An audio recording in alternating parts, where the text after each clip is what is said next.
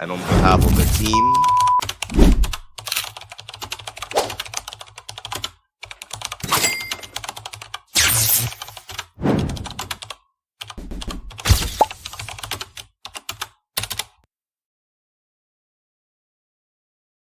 members at the back, please move forward. I beg you in all the names of God.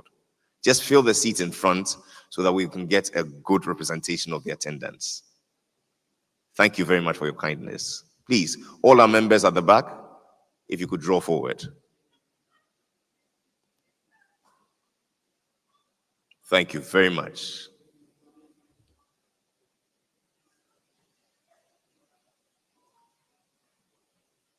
We're on course to begin this program on time. I affirm that all our dignitaries have arrived, and upon their arrival here, everything will proceed on time, on point, and on message. A few housekeeping rules, as always. We request of you to place your phones on silent to avoid any interference in the course of this event. The restrooms, as you know already, are located outside. Please beckon any of the ushers if you're in need of any directions whatsoever. I believe we have water to keep you hydrated in the course of this event too. Any other thing we can do to make your stay here warm and comfortable, please. My name is Jerry Ajololo, and together with my host of ushers, we're yours to command.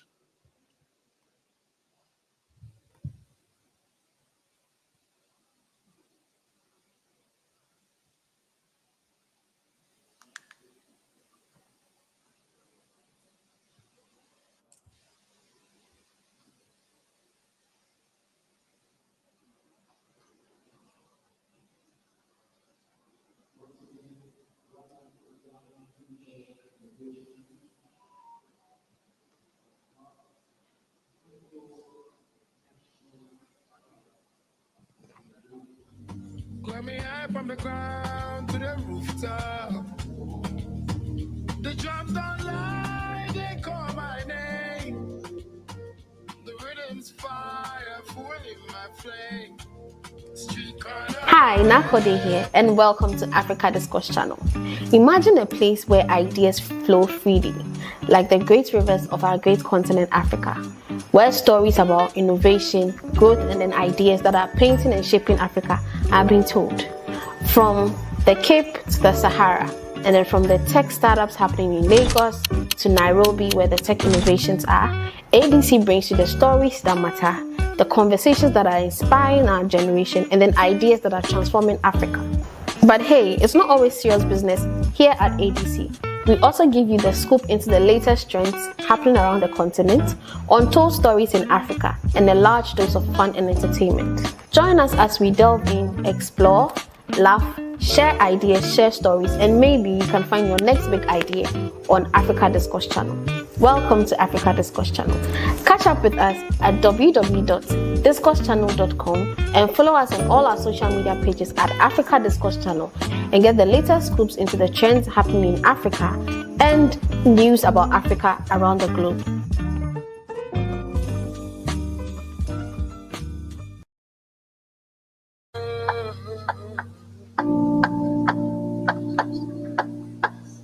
Where the dust rises, the kings are made. No throne, no roof, just a shadow's shade. Brick by brick, we build from pain. Under the streets' lights, we carve our name. The horns blow loud and sing our vibes. We chase the dog through it.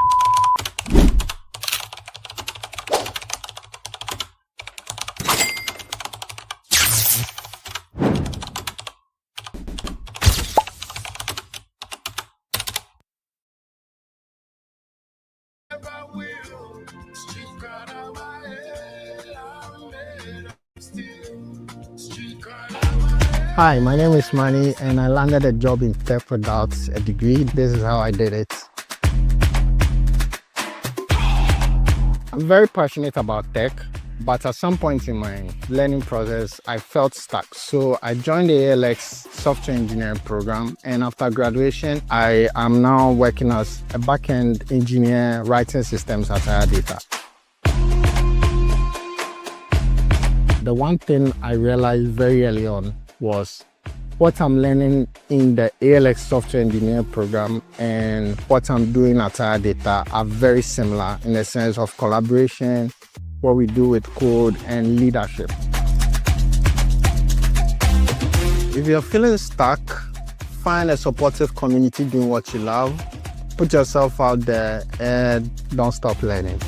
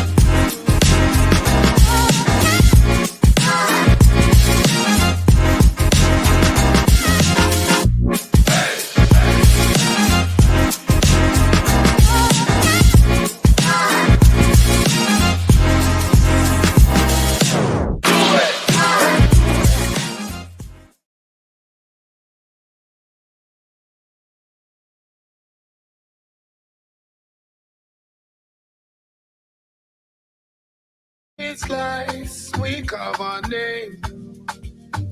There was no love that's in our vines. We chased the dawn through endless nights. Street card on my head, I'm staying real. Every scar's a badge, every wound will heal. They can't break me, no, they never will. Street card on my head, I'm made of steel. Street card on my head, I'm staying real. Every scar's a badge, every wound will heal. They can't break me, no, they never will. Street card on my head, I'm made of steel. Concrete whispered, stories untold. Hi, Nakode here, and welcome to Africa Discourse channel. Imagine a place where ideas flow freely, like the great rivers of our great continent Africa, where stories about innovation, growth, and then ideas that are painting and shaping Africa are being told. From the Cape to the Sahara, and then from the tech startups happening in Lagos to Nairobi, where the tech innovations are, ADC brings you the stories that matter, the conversations that are inspiring our generation, and then ideas that are transforming Africa.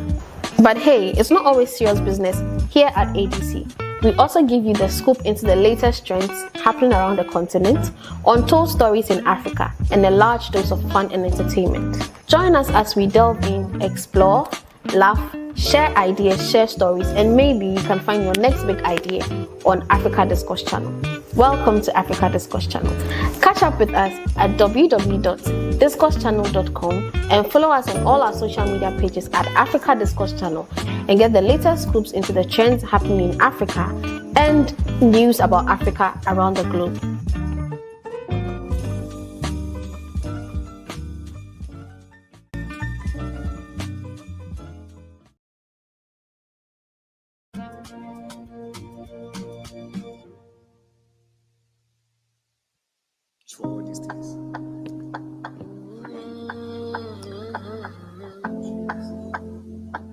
How about a round of applause to receive all our principals, all our partners, and broad stakeholders.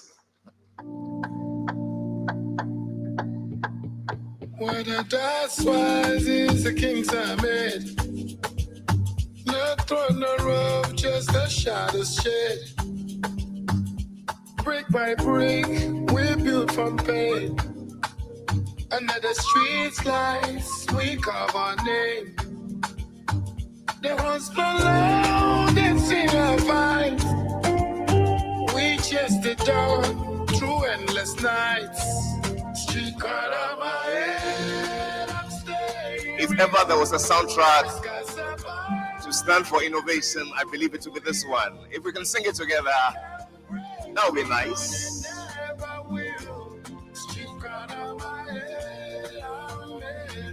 A one, a two, three, let's go.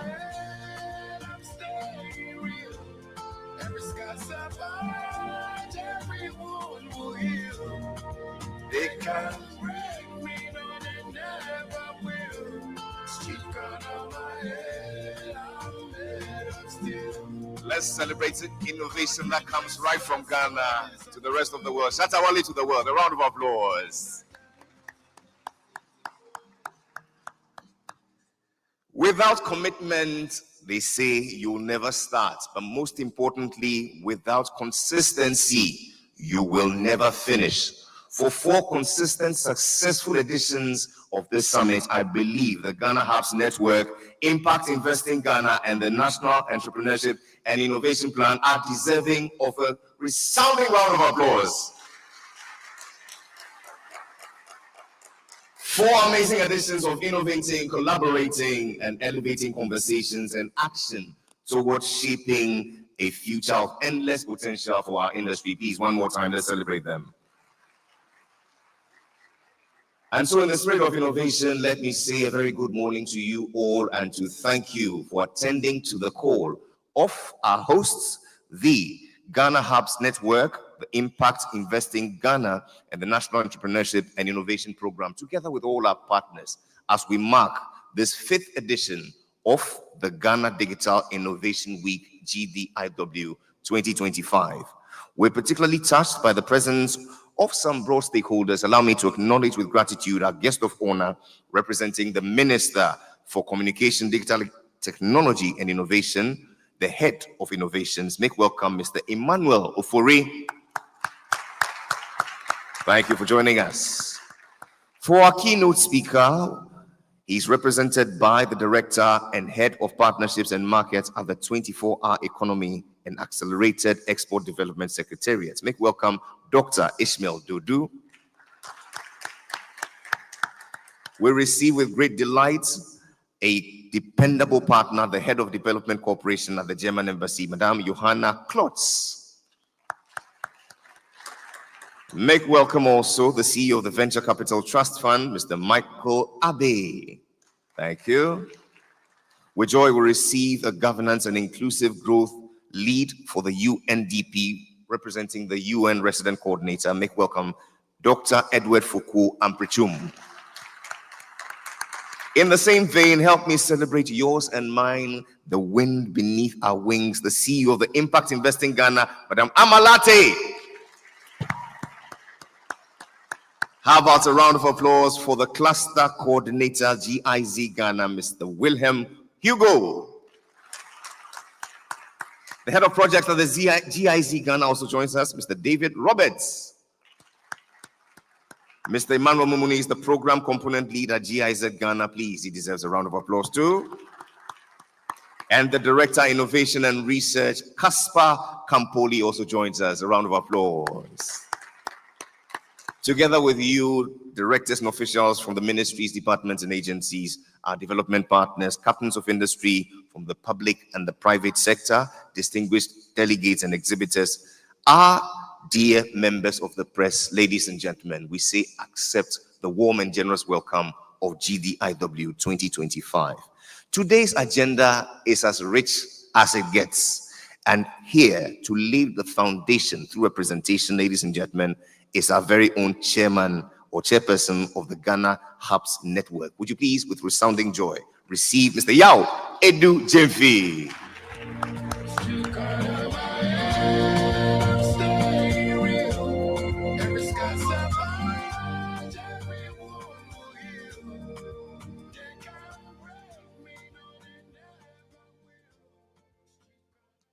Thank you very much, Jerry. And good morning, everyone.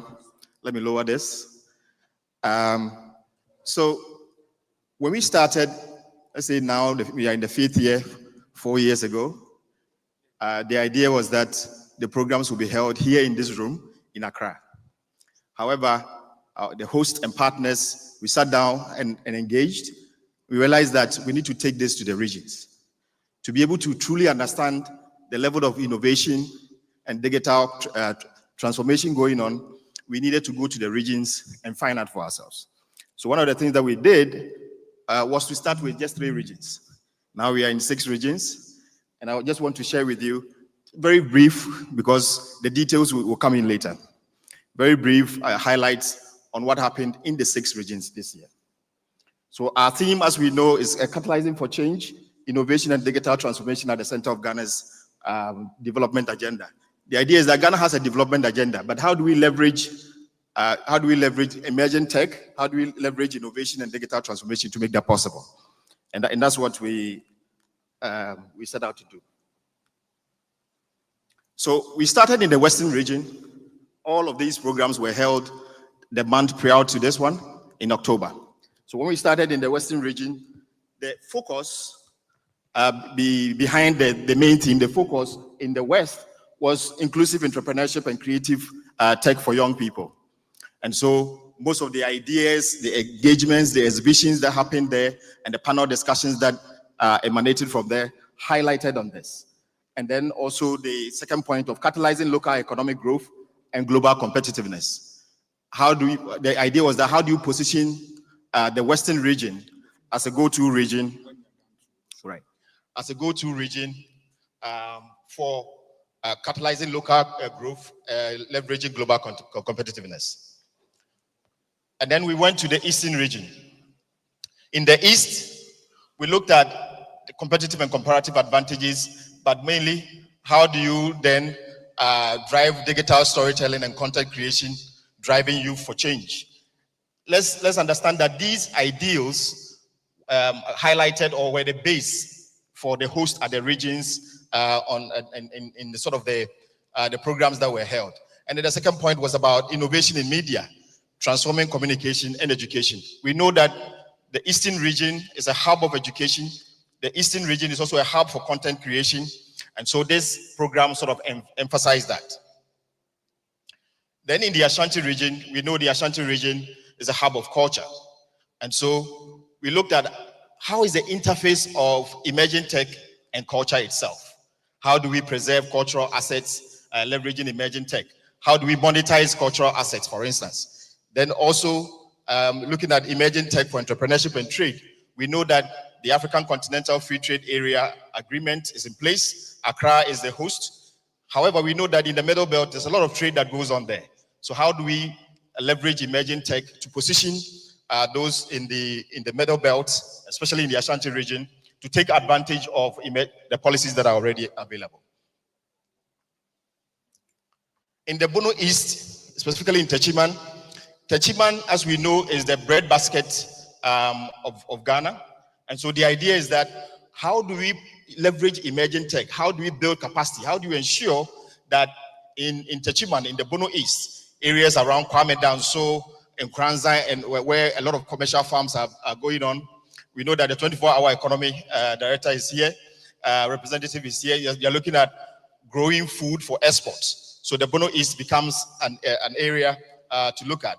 So they held agri-tech hackathons and ideation challenges, highlighting some of the potential, and then also the potential of smart agriculture solutions in promoting rural jobs. In the Upper West, something is happening in the Upper West that we need to draw attention to.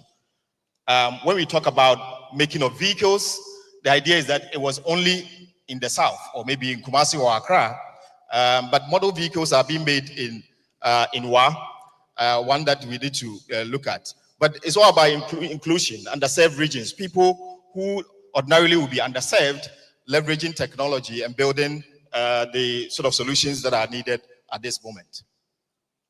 Then in the Northern region was the last region for the road to GDIW. However, in the Northern region, there's a focus on women trained in AI, being trained in AI tools to enhance their productivity and also skills. The focus on women and girls is important because that's where the challenge is in the Northern region. How is the, for instance, Hopin Academy that organized the program there, How are they focusing on leveraging emerging tech and ensuring that women have the skills that they need? There's also the promotion of empowerment and participation in the digital age. There's a gap, a huge gap in that area. And Hoping Academy, which sort of hosted a program, wants to close that gap using emerging tech.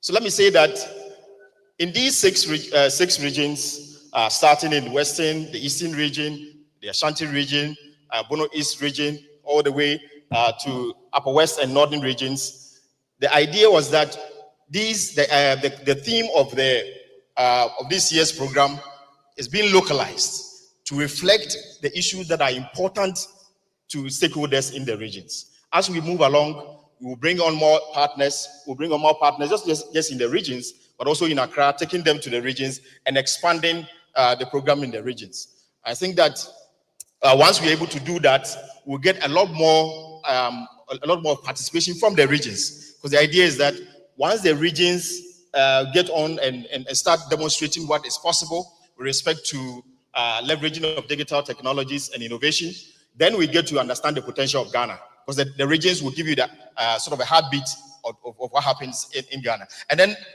once we all also converge here, bringing in the insights from the regions and sharing, then the national programs become more integrated, more relevant with respect to what the region's expectations are. Thank you very much. And I look forward to the 3 days of engagement.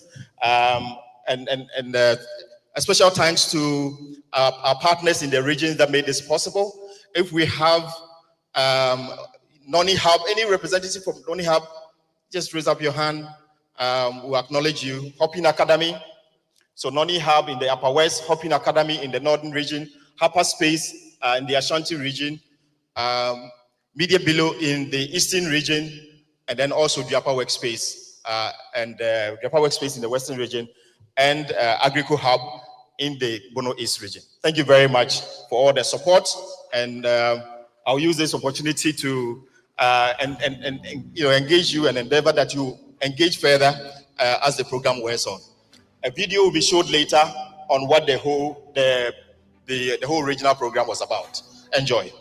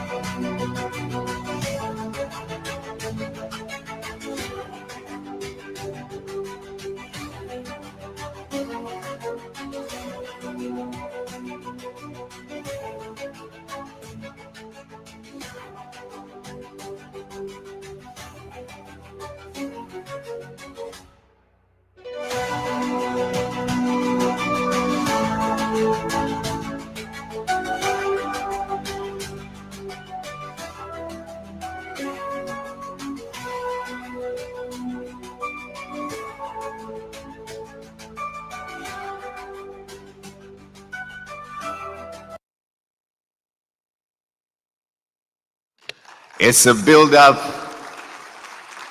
to GDIW 2025, Innovation and Digital Transformation at the center of Ghana's development agenda. Please, one more time, help me celebrate our chairperson, the Ghana Hubs Network, Mr. Yao Edujemfi. Thank you.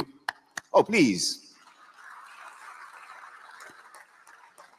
One may ask, what initiatives have been planned for this year? Well, it falls to my brother Courage Asase, who is the Programs Officer at Impact Investment Ghana and Programs Manager at the GDIW, to walk you through. Please make him welcome with a round of applause.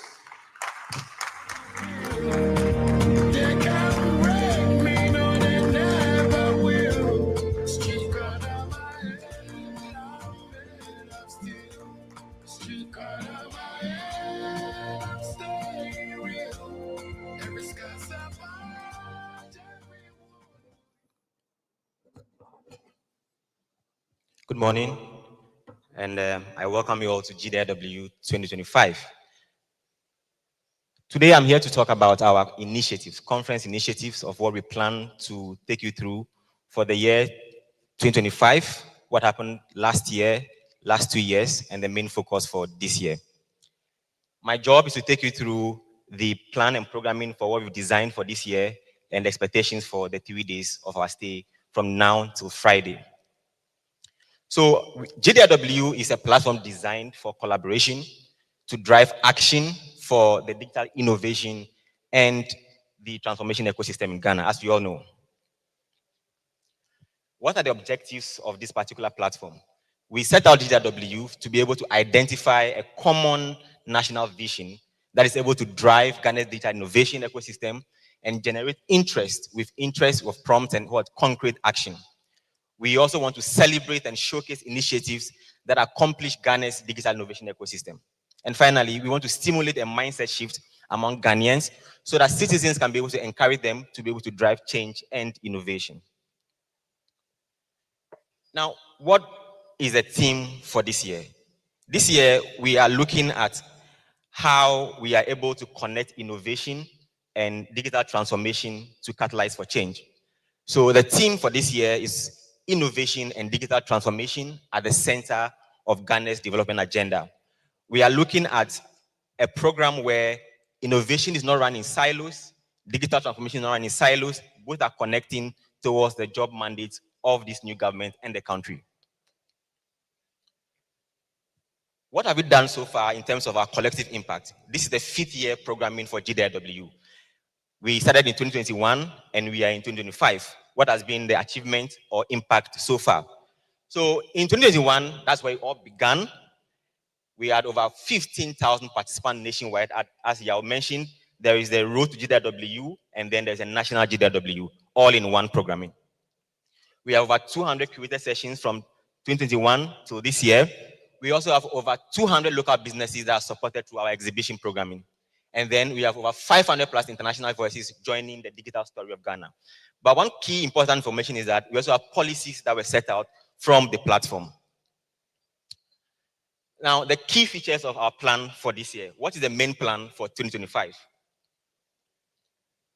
We started this year with a launch and then we dive deep into the road to GDIW. For the road to GDIW, we have planned it to be a series of local level programming that happened at the regional level. So this year, we were in 6 regions. We were in Western, Eastern, Bono East, Ashanti, Northern, and Upper West region. We brought together national stakeholders at the local level and feed that information to the national level. We were also able to divest various innovation programming and focus on traditional innovation at the grassroots level. Another key important component of our programming for this year is our collaborative plan. We want to leave here with more action points where we get our stakeholders to commit to more actionable points for us. And this will feed into our national collaborative plan. And this year, we want to capture the commitment of all stakeholders in this room towards one collaborative action plan. And we'll be doing that from now till the 3rd day. And we want to make a commitment. As we are in this room together as individuals and stakeholders from multiple organizations, we believe that your commitment to this plan, the actions that we generate from the GDIW, and all the conversations would feed into what we go in for next year. And so on that note, I want to invite everybody to be upstanding. Let's be on our feet. Let's be on our feet, everybody, and make a commitment to this year's programming. I want us to read directly and make this pledge and commitment. Please put one hand on your chest and commit your soul to this plan. So let's go.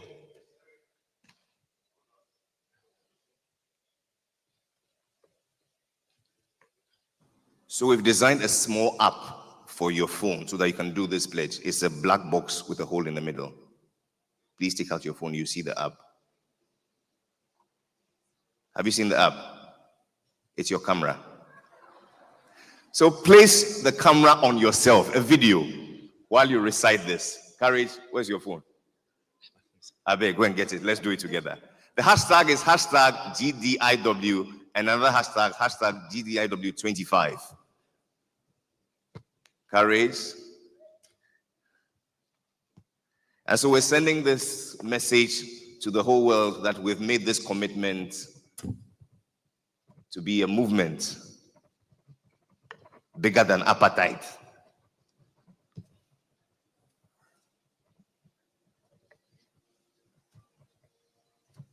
Courage? Yes. Take us through. All right. Are you ready? Let's go. I commit to make GDIW 2025 not just an event, but a movement for action and change. I stand for innovation. I stand for impact. I stand for Ghana's digital future today. Hallelujah. Clap for yourself. So we will be playing the videos. And on this note, I want to once again welcome you to this year's event. Please stay through from day 1 to day 3. We have exciting programming for you, and I invite you to join the sessions at the afternoon. Thank you very much. Welcome to the Grand Arena right here at the Accra International Conference Center. We'd like to say thank you for coming in your numbers to be part of this great day in history.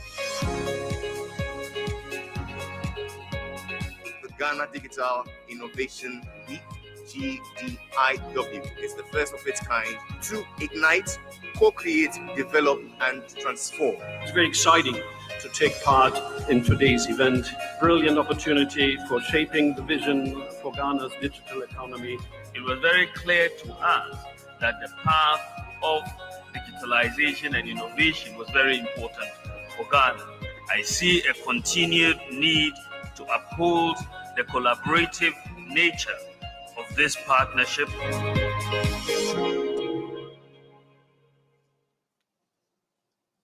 And this is how far we've come, from mobilizing collective action and investment to catalyze growth in Ghana's digital innovation ecosystem, far back as 2021, to localizing Ghana's digital and innovation ecosystem opportunities for economic development in 2022.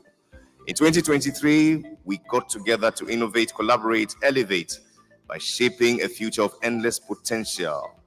And in 2024, we got together to innovate, collaborate for digital transformation and impact. And right here and now, in 2025, here we are innovating for digital transformation at the center of Ghana's development agenda. Let's put our hands together for how far we've come.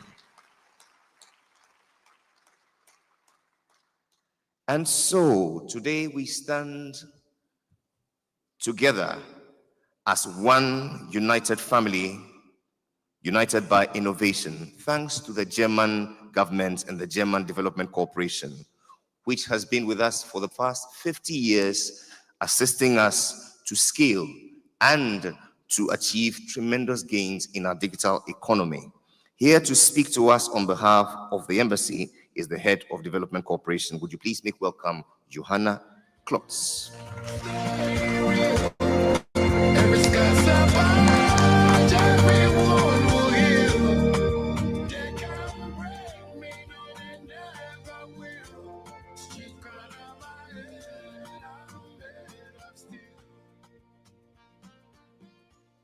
morning. I'm standing on the protocol established by my colleagues here, so distinguished guests. It is a privilege for me to join you here today for the opening of the 2025 edition of the Ghana Digital Innovation Week, a national celebration that has become the heartbeat of Ghana's digital transformation journey, and we already saw the highlights from the last year. Ghana's progress in digitalization has always been powered by partnerships. Government, private actors, academia, innovators, and development allies working side by side to unlock opportunities. For me, the Digital Innovation Week is a strong symbol of these powerful partnerships. Over the last decade, Ghana has positioned itself as one of West Africa's leading digital economy. Last week, we had the honor of our President of the Federal Republic of Germany, His Excellency Dr. Walter Steinmeier, visiting Ghana. He has been here before 8 years ago, and he visited young startups and tech companies then and now. He said that he was already impressed 8 years ago, but what he witnessed now was even exceeding his expectations. And I have to say that I'm quite proud of the role that the German Development Corporation has here in Ghana supporting digital innovation. But of course, we are not doing this alone or on our own, of course, but we are here to support the Ghanaian government in their policies. They have a very strong determination to harness technology for inclusive growth and job creation. These include the 1 Million Coders program, the Green Digital City Initiative, and of course, the 24-hour economy strategy. This year, we celebrate 50 years of this partnership, 50 years of Ghana Development Corporation.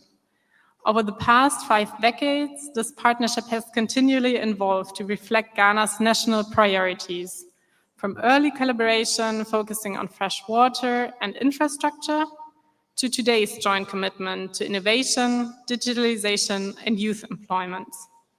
Because Ghana's digital sector already employs tens of thousands directly and indirectly. But the real potential lies ahead.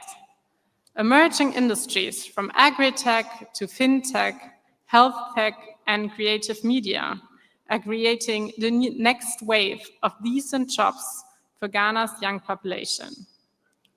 Our joint efforts in digital transformations are guided by one central principle: leave no one behind.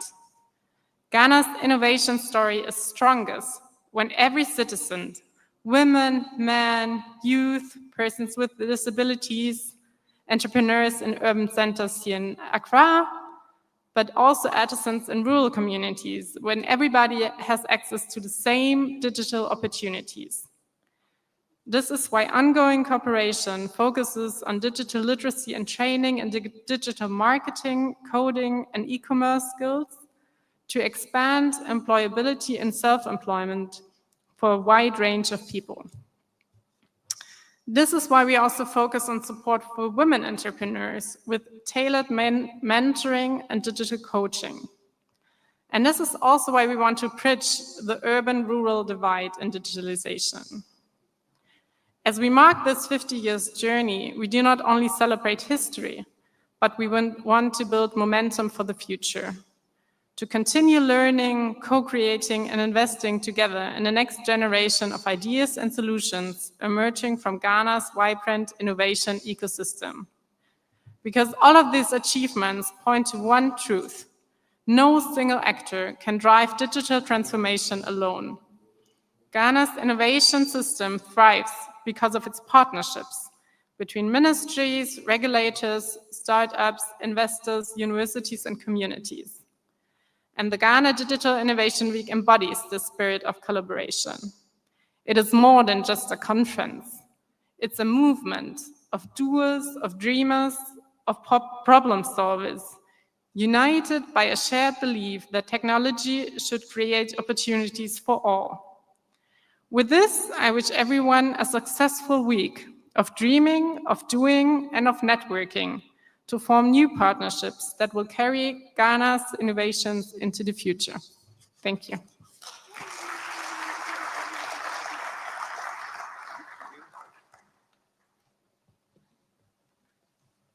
One more time, ladies and gentlemen, a round of applause for the Chairman Development Corporation and the Head of Development Corporation, Madam Johanna Klotz. Thank you for those warm remarks of assurances, of endorsements of our platform, but most importantly, spelling out your cardinal principle underlining this partnership of not leaving any sector behind by creating equal opportunities for every segment, anchored in the belief that no single sector can drive innovation alone, which is why we now put the spotlight on startups. Who are they? We know them, we love them, and we certainly can't do without them. But do we ever assist them to flourish and to impact? Ladies and gentlemen, we're here to showcase one amazing startup. And for the next few minutes, it is my joy to present IoT Group to you. A round of applause.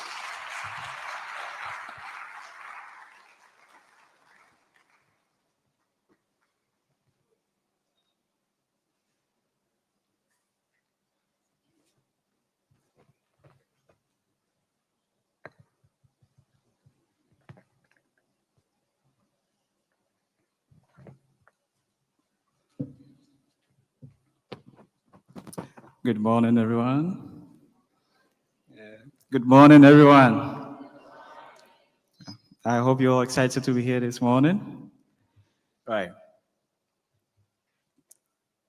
So as we look into the future, we know a number of things are certain. Technology is definitely going to take over the world, and has already started. We've seen how AI is taking over the world, robotics, blockchain, among others.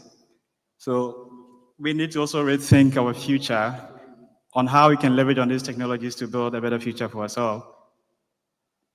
So my session, titled Building a Prosperous Africa, a vision we have set for 2050. Our vision for 2050 is to harness the potential power of the emerging technologies to build a better future for our continent. And my name is Joshua Pokwajiman. I'm the president for IoT Network Hub. After senior high school, I loved computers. So I went straight into entrepreneurship. At age 19, I started my first startup called Personet, and I've been running for the past 10 years. 9 years ago, we had a vision to look into the future.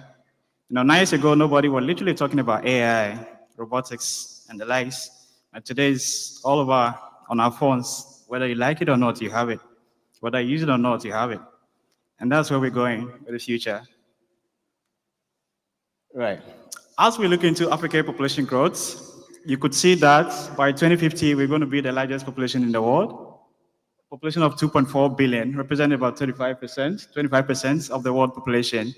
And what is interesting about this population is that more than 60% are going to be young people under 25 years. We have only 25 years to double our population. What opportunities and challenges lies ahead? And that's why we exist. When you look at STEM education, which has also been proven to be the best way to learn in the 21st century, Africa only have 3% of our students pursuing STEM-related careers. And there are a lot of challenges that could lead to that, including stereotypes, lack of resources, among other challenges.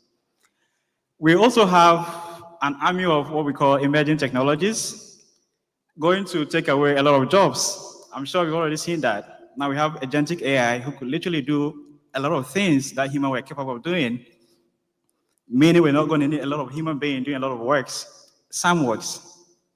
And according to a report by McKinsey Global, they said by 2030, 5 years from now, between 400 to 800 people are going to lose their job. Already have jobs, they're losing it.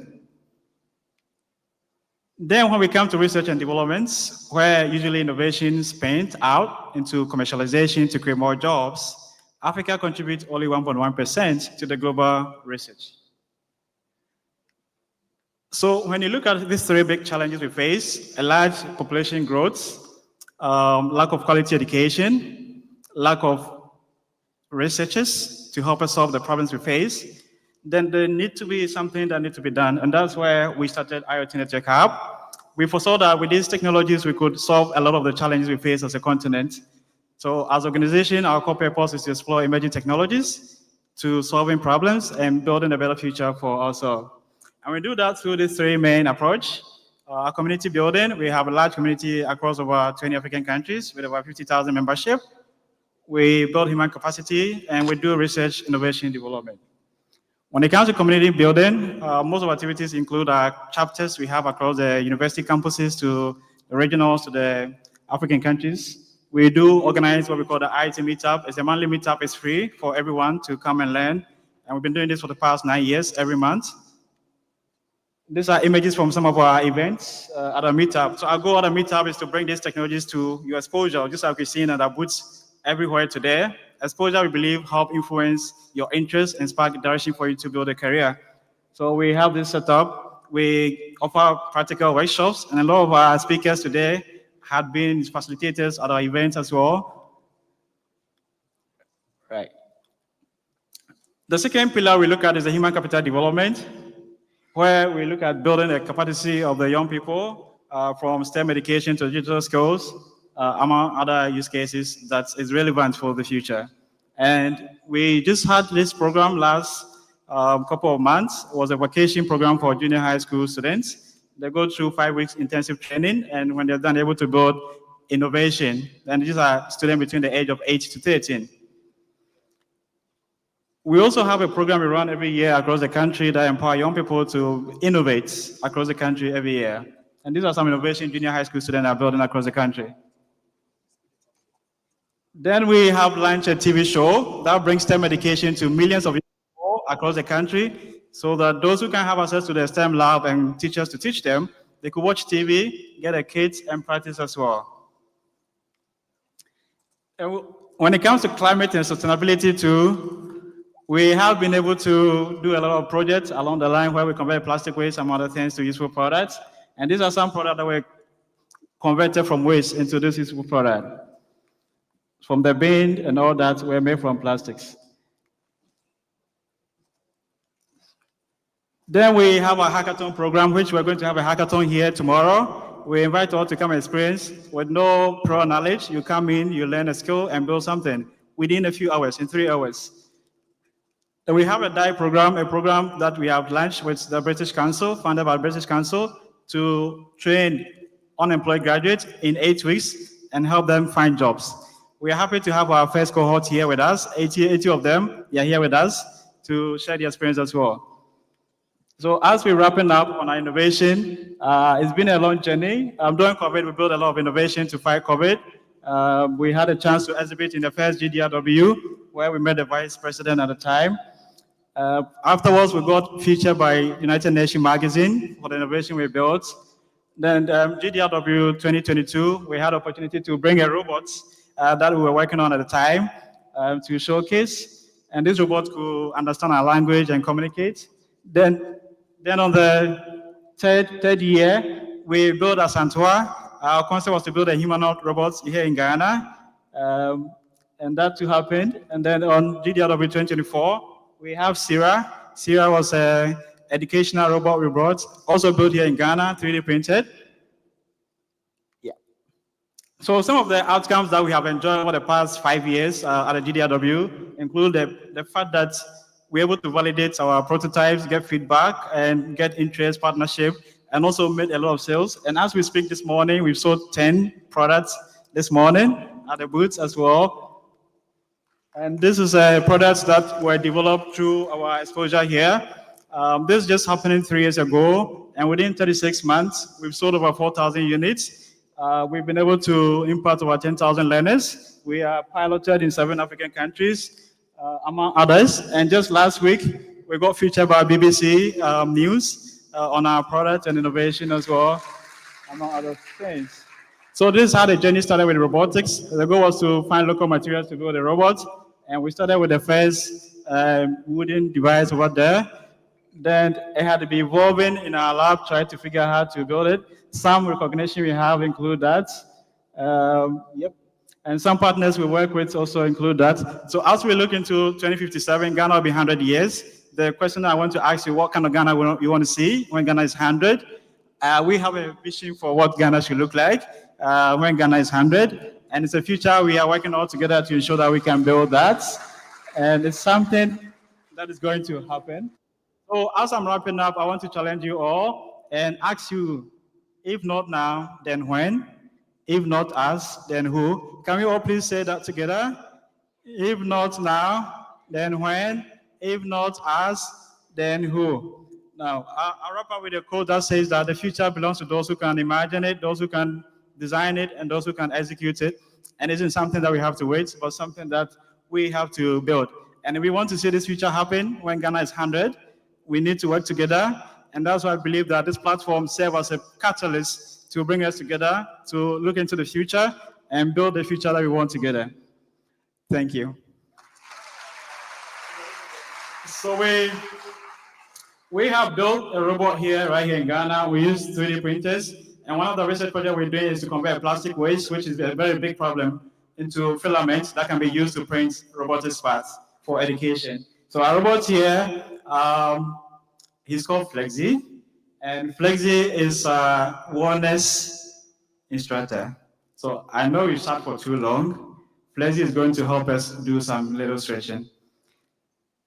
So we're going to start. I'm Flexi, first flight instructor. I was designed to help you move better, feel better, and stay flexible, no matter your age or fitness level. With Jet below there. I'm Flexi, your personal full body exercise and stretching instructor. I was designed to help you move better, feel better, and stay flexible, no matter your age or fitness level. With gentle, guided movements and real-time feedback, I make stretching simple, safe, and even fun. Whether you're recovering from an injury, sitting at a desk all day, or just want to improve your mobility, I'm here to support you one stretch at a time. I use intelligent sensors and smart routines to tailor each session to your needs. And don't worry, I'll always go at your pace with calm instructions and helpful posture guidance. I was proudly created by UniMind Robotics, a team dedicated to combining human wellness with advanced robotics. Together, let's unlock your body's natural movement, improve your posture, and bring flexibility back into your life. Let's begin. Your stretch journey starts now with Flexi. Okay, so we'll do just one demonstration. We're going to stretch together with Flexi, please. Can we please be on our feet? So Flexi is going to teach us how to stretch. Because we've sat for too long. Please stretch. So we go with, together. We go this way. To the side. Reach forward. Can we just do stretch, and please? Twist. Just stretch. Great job. A simple one. This is too complex for beginners. Wahoo. Good. So we go this way. We come that way. Then we come down. Can we do the last one? Time. We go this way. We come this way. Then we come down. All right. Thank you. Let's stretch together. Finally, as we wrap up, to the side. Flexi forward. At the moment can only move from the abdomen up. Our goal is able to get the legs to move in our next iteration and also work on aesthetics. Flexi works 100% offline, so you don't need connectivity. And we intend to advance this for offices. So when you say for a certain time, Flexi will tell you to pause, stretch, and get back to work. Over there is what we are envisioning to build. Next year will be 10 years. And as we're preparing to celebrate our 10th anniversary of innovation, we want to build something like that. So we're going to have a small demonstration from our big robot over there. Hello, Mr. Robot, if you can hear me, give us some move. A dance move. Can we get some music just for 30 seconds? When the dust rises, the kings are made. The throne around, just a shadow shade. Brick by brick, we built from pain.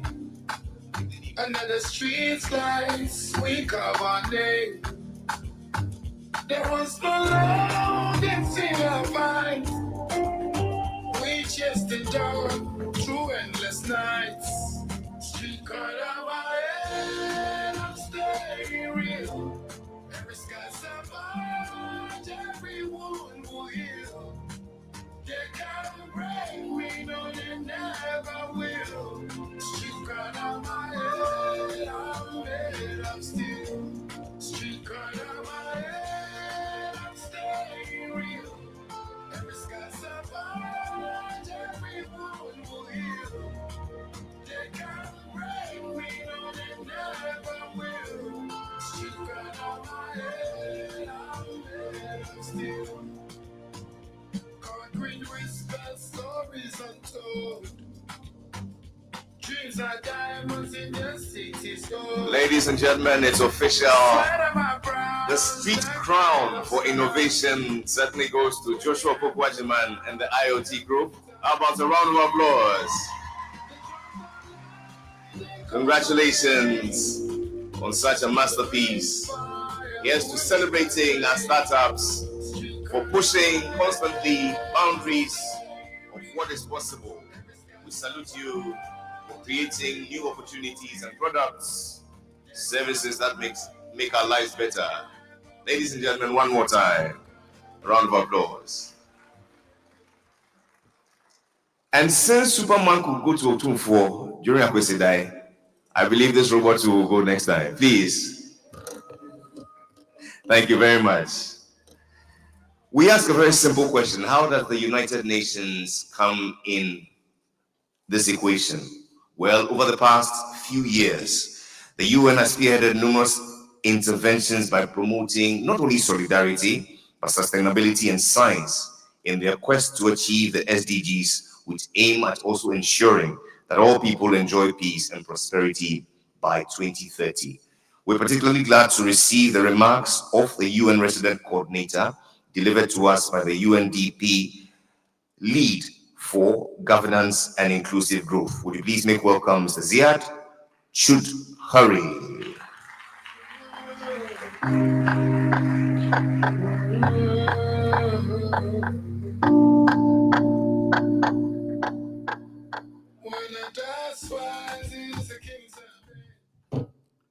Thank you. Obviously, this is not Zia, but this is a representative of Zia. My name is Edward Amperchum. I lead work on governance and growth at UNDP. Standing on all the existing protocols, I bring you very warm greetings from the leadership of United Nations in Ghana, distinguished guests, development partners, private sector leaders, innovators gathered here. It's a great pleasure to join you for the 2025 edition of the Ghana Digital Innovation Week, a flagship platform for collaboration, creativity, and celebration of Ghana's progress in digital transformation. I extend warm appreciation to the organizing secretariat of GDIW, the Minister of Communication, or the Ministry of Communication, Digital Technology and Innovations, and our long-standing partners, the UNDP, UNICEF, UNCDF, UNESCO, for their leadership in advancing Ghana's digital innovation ecosystem. Distinguished guests, the world today is being reshaped by innovation and technology at an unprecedented pace. While digital transformation necessitates us to adopt new tools, it also means that we must rethink how we deliver services, manage government, and leave no one behind in the face of global challenges. Importantly, digitalization has become a powerful accelerator of the Sustainable Development Goals, with the potential to advance progress across nearly 70% of SDG targets.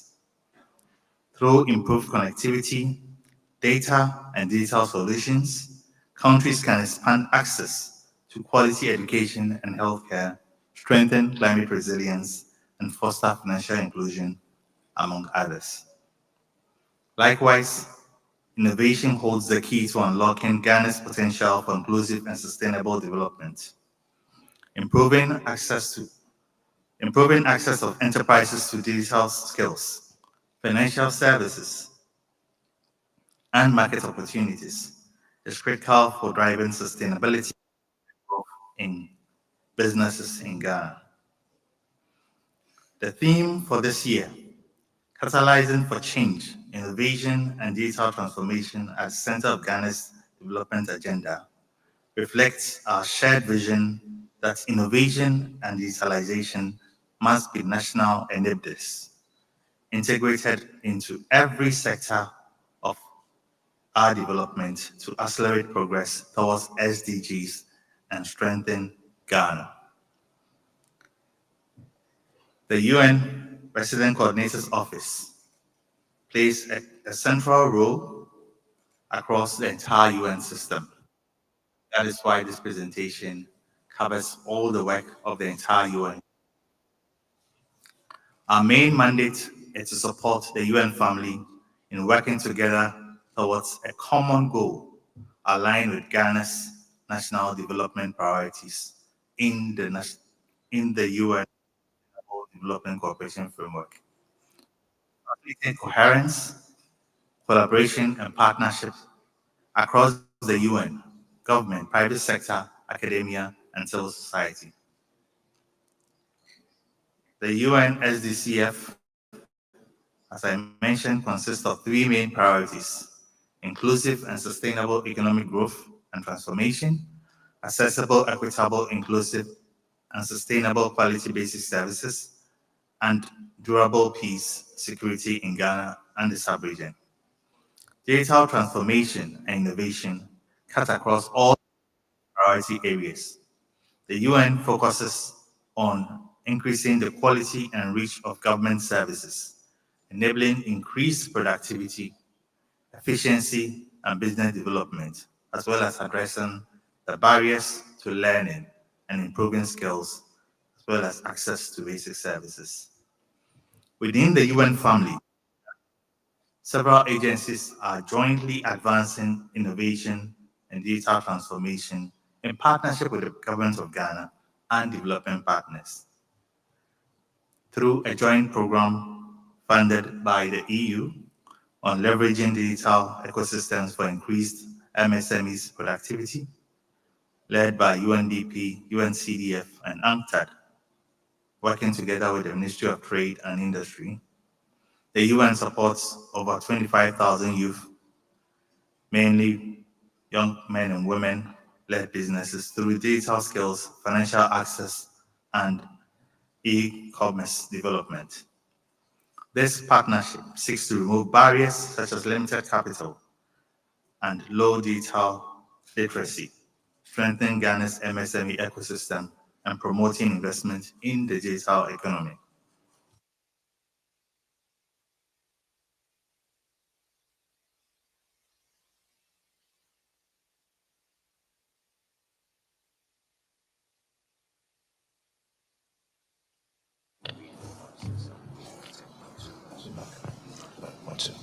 Other initiatives by the UN include the University Innovation Port, an initiative to establish a high-tech market space at the University of Ghana to train youth in agri-tech and other verticals. This is in addition to the Young Africa Innovates program of the UNDP that has reached over 12,000 innovators directly. At UNICEF, the UN is supporting Internet of Good Things 2.0. Through this initiative, UNICEF Ghana has launched the upgraded Internet of Good Things platform, offering free access on low-end devices to critical multimedia components or contents on health, education, hygiene, internet safety, and youth services. Within UNESCO, there is the technology-enabled open school systems, which provides devices, connectivity, and digital learning across selected schools. Equally within UNESCO, the UN is promoting Digitalization for Equal Opportunities program, which promotes digital inclusion and economic empowerment for women, particularly those in the rural areas. At a time of exponential pace of digital transformation across our planet, persistent digital divides among and within countries still persist in the way of widespread SDG progress. Wide gaps in digital readiness are also emerging, and these gaps sometimes exacerbate existing inequalities for the most vulnerable. Because the idea is that it was only in the south, or maybe. Thank you very much, and I look forward to the 3 days of deeply committed to overcome these gaps and disabilities, support Ghana's entrepreneurs, the challenge we face as a continent. As well as SDG. So, as an organization, our core purpose is to explore improving education and enhancing climate resilience, fostering economic inclusion, to strengthening governance and public service delivery. Moving forward, the focus must be on scaling innovation ecosystems and embed digital public goods in governance, deepening collaboration between government, private sector accelerators, academia, and civic tech innovators, in addition to entrenching digital inclusion in all development strategies. There is need to harness AI for climate resilience, blockchain for transparency, and GovTech for service delivery. Digital transformation must serve people, bridging divides, creating opportunities, and improving lives, while ensuring that no one is left behind, in line with the SDG principle of leaving no one behind. The UN in Ghana will continue to work with the government of Ghana, the GDIW, Secretariat, and all stakeholders to drive inclusive innovation ecosystems. Because the idea is that it was only in the south, or maybe in Kumasi or Accra. Sending this message. In closing, I'll say that digital transformation must celebrate our chairperson, the Ghana Hubs Network, Mr. Yao Edujemfi. Thank you. Oh, please. That will improve lives while ensuring that no one. One may ask, what initiatives have been planned for this year? Well, it falls to my brother Courageous Ase, who is the programs officer at Impact Investment Ghana. We want to say a big thank you to the UN resident coordinator. Please, a round of applause. For Mr. Ziad Shukhari, speaking to us so eloquently through the League for Governance and Inclusive Growth, Dr. Foucault Amperchu. Please, one more time, a round of applause. Thank you for those calls, and most importantly, for highlighting inclusion, quality, and access to digital tools and infrastructure as the world thrives or strives towards meeting the SDGs. Mr. Robot Man, you are causing an obstruction.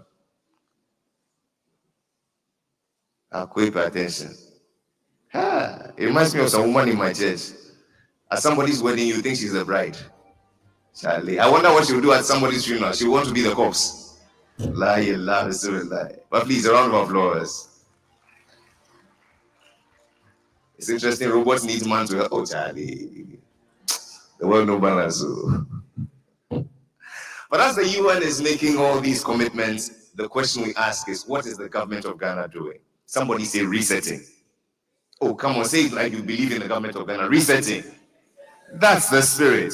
And so the government of Ghana today, through the newly revamped Ministry of Communications, Digital Technology and Innovation, is committed to foundational and strategic shifts in 3 areas. Somebody say legislation, somebody say strategy, and somebody say policy.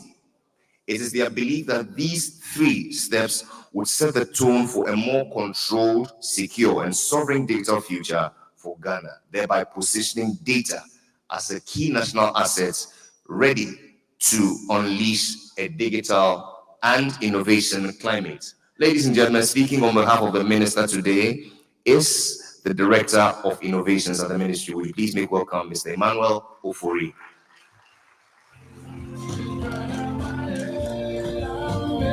I'm still street card on my head. I'm staying real. Every sky survives.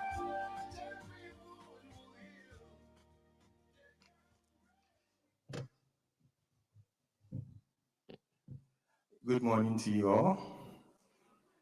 I also stand on existing protocols. This is not my speech, so I have to make a disclaimer, it's not my speech. I'm making a speech on behalf of my minister, Honorable Samuel Nati George.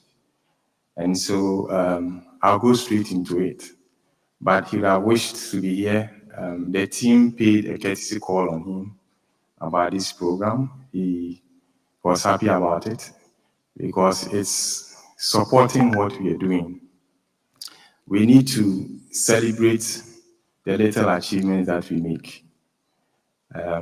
We don't do too well about that as a country, but if we focus on celebrating the little things that we do, it empowers people to do more, and it can transform our country. So I'll go straight to his speech. Good morning. I bring you warm greetings from Honorable Samuel Nati George, would have wished to be here, not for exigencies of work. It is both an honor and a privilege to address you and to warmly welcome all of you to the 2025 Ghana Digital and Innovation Week. The celebration of another edition of Ghana Digital and Innovation Week reaffirms our conviction that the future of Ghana will be written in digital ink, and innovation is the pen with which we will write it. This year's theme, Catalyzing Change, Innovation and Digital Transformation at the center of Ghana's development agenda, is a statement of intent. It reflects our national resolve that in the 21st century can rise on analog or manual foundations. The true wealth of nations today lies not only in natural resources, but in ideas, data, and digital infrastructure. Under the visionary His Excellency President John Dramani Mahama, Ghana has renewed its digital ambition, one anchored on inclusion, access, and empowerment. The ministry is at the heart of this agenda. Our goal is simple yet proud: to ensure every Ghanaian benefits from the digital revolution. Over the past months, we have made significant progress toward this vision. At the ministry, we have emphasized building a digitally inclusive economy, ensuring that Ghana participates in the digital revolution as well as lead it. We have taught technology companies across the country, from drone delivery startups in Zoom to agri-tech and fintech innovators, pledging support to train 10,000 young people and expand digital access. Through the 1 Million Coders program, a bold initiative to train 1 million young Ghanaians in industry-aligned digital skills, including artificial intelligence, digital animations, etc., over the next 3 years, in partnership with some corporate firms, including Huawei, MTN, Telecel, Google, etc. We also have a Girls in ICT initiative, an initiative to empower thousands of young women with essential digital skills to close the gender digital divide. We also have a competition for girls called the Miss Geek Ghana competition, which also inspires innovative technology-driven problem solving among adolescent girls. As we speak, we have our Miss Geek Ghana competing with other African countries in Guinea. There were about 16 of them which went through a cohort, and out of it, 3 were selected. Ghana was one of them. But Ghana is the one also holding the crown, and so we hope to maintain the crown, hopefully. Across the country, we are also supporting tech hubs, innovation labs, and accelerators, ensuring that digital opportunity reaches every region. One of the most ambitious projects is the Ghana UAE Tech an innovation hub in Dawa, a $1 billion investment covering 25 square kilometers, spearheaded by the UAE Ports, Customs and Free Zone Corporation. This initiative will attract over 11,000 global companies, including Google, Apple, Microsoft, Meta, IBM, and Oracle, alongside homegrown African innovators. This hub will serve as a magnet for innovation, catalyst for trade, and a beacon of opportunity. Phase 1 begins in 2026 and is expected to be completed by the end of 2027. To reinforce these efforts, government is fast-tracking the Innovation and Startup Bill. We have completed our national validation process. We are preparing our cabinet memo for approval. Then we go through the process through the Attorney General and to Parliament for passage. To reinforce these efforts, Ghana has also developed a national artificial intelligence strategy which balances innovation with responsibility and inclusion. This comprehensive strategy is awaiting cabinet approval to facilitate smooth implementation. With this one also, we have done a ministerial bootcamp to engage whole of government to adopt AI, and we have identified key focal points in all ministries. Each ministry is supposed to develop their KPIs and strategies to start implementation in 2026. We want to promote adoption and not regulation, so that we can use the tool to be able to facilitate our implementation to be effective. Additionally, the ministry is also reviewing our 15 new ICT bills and establishing regulatory sandboxes to enable innovators to test emerging technologies safely. At the MOBES Africa Tech Expo and Innovation Conference, we laid out a digital agenda built on 4 pillars: innovation, infrastructure, inclusion, and impact. I am also humbled to have been recognized as Public Sector Digital Leader of the Year at the 14th Digital Innovation Awards 2025, an honor that reflects our shared national commitment to progress. These milestones represent not just statistics, but stories of transformation, lives improved, time saved, and trust built. But progress alone is not victory. Our challenge now is to move from isolated successes to a cohesive ecosystem of innovation that touches every sector and benefits every Ghanaian. The journey cannot be walked by the ministry alone. Partnerships are the lifeblood of transformation. We are partnering our agency, Kofi Annan, to develop curriculum to expand training at scale. We continue to deepen collaboration with our partners and our agencies in implementing our initiatives. Digitalization is not about machines. It is about people. I was just having a conversation with my colleague sitting by me, and I said that our problem is our mindset, not money. If we are able to change our mindset, we'll be able to move our country forward. And it starts with all of us. So, as we are here talking about this, let's focus on how each individual can transform their mindset to contribute to our development. And if you are able to do that, we will see real progress. Digitalization is about empowering the young coder in Tamale. We saw that the innovation went to Tamale. The innovator in Kuforidia, in Kumasi. If we can spark one idea in every district, we can spark a national transformation. So today, I challenge all of us gathered here, let Ghana Digital Innovation Week be more than an event. We all took a commitment. Let it be a movement that shifts us from conversation to co-creation, from policy to practice, and from aspiration to action. Together, we can catalyze change. Together, we can fuel innovation. And together, under the leadership of His Excellency President John Dramani Mahama, we can make digital transformation the heartbeat of Ghana's development agenda. I thank you.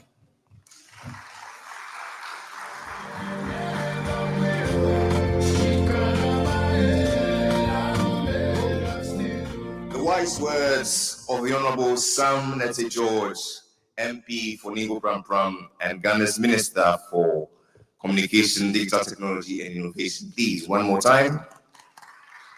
And thank you very much, Mr. Emmanuel Ofori, the Head or Director of Innovations, for articulating so well the Minister's message to us. Please extend to him our warm delight and our appreciation for all that he does for our space, especially DSTV. Please. Hey, if you don't clap, you go up. Gradually, we're coming to finality on understanding our theme for today, which is simple. What's our theme? How many of you remember? Let's say it together, please. Oh, I can't hear you.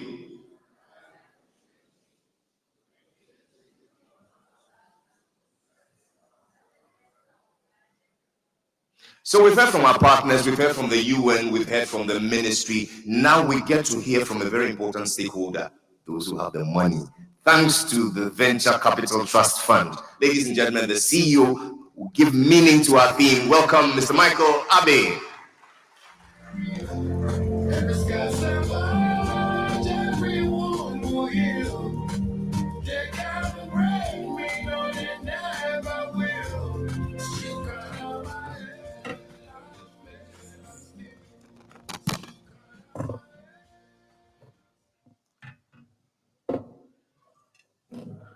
Good morning.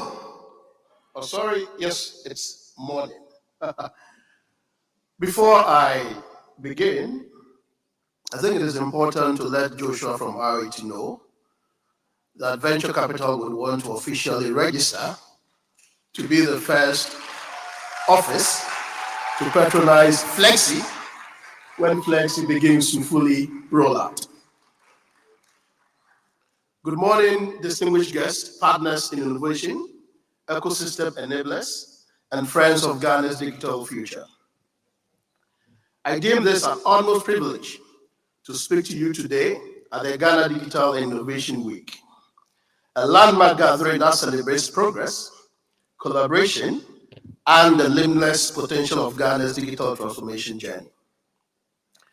I wish first to acknowledge the organizers of GDIW, Impact Investing Ghana, the Ghana House Network, and the National Entrepreneurship and Innovation Program. And of course, together with our partners in government, academia, development institutions, and the private sector, for co-creating this important platform for dialogue, learning, and action within Ghana's digital innovation ecosystem. Ladies and gentlemen, every second the world evolves, fueled by the rapidly evolving transformative power of technological innovation. And here in Ghana, we see that transformation every day in the creativity of our young entrepreneurs, the rise of digital startups, and the way innovation is reshaping how businesses and public institutions operate. And these innovations reveal the master fingerprints, as we've seen this morning, of our hardworking innovators gathered here in this room today.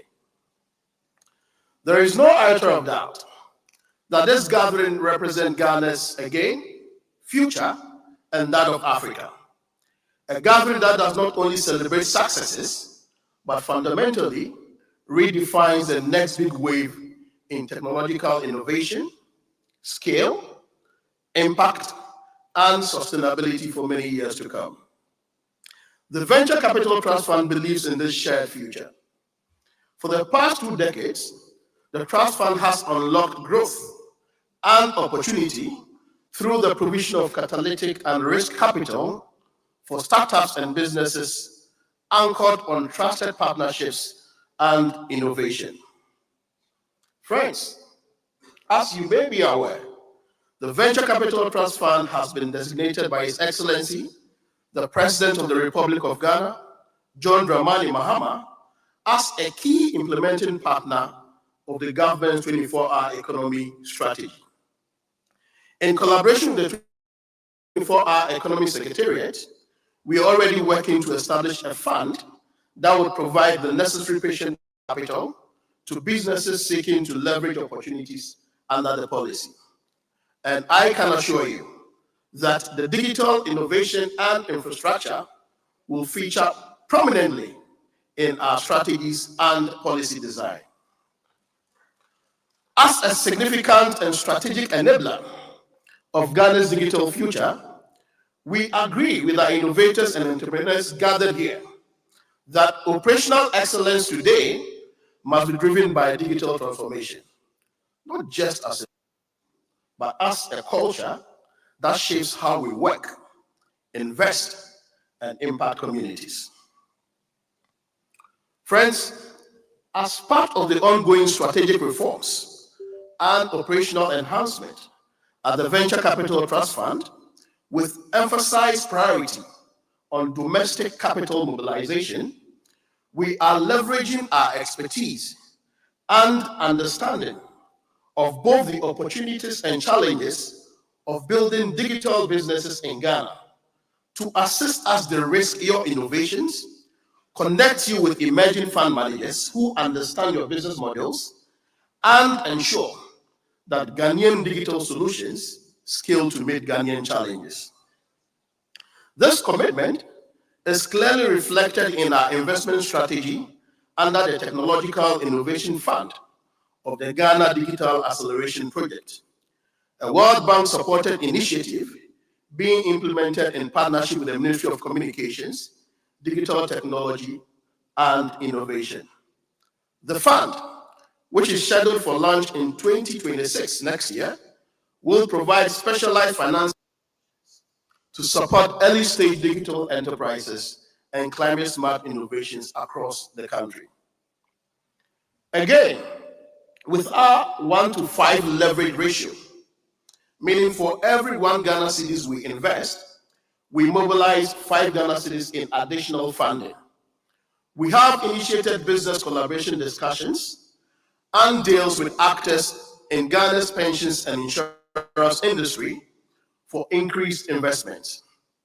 Also, under our Responsibility to Grow campaign, we have commenced engagements with corporate Ghana on the establishment of an ESG fund to support and grow ESG compliant businesses, as well as technology and innovation startups whose operations are central to realizing the ESG imperatives and the Sustainable Development Goals.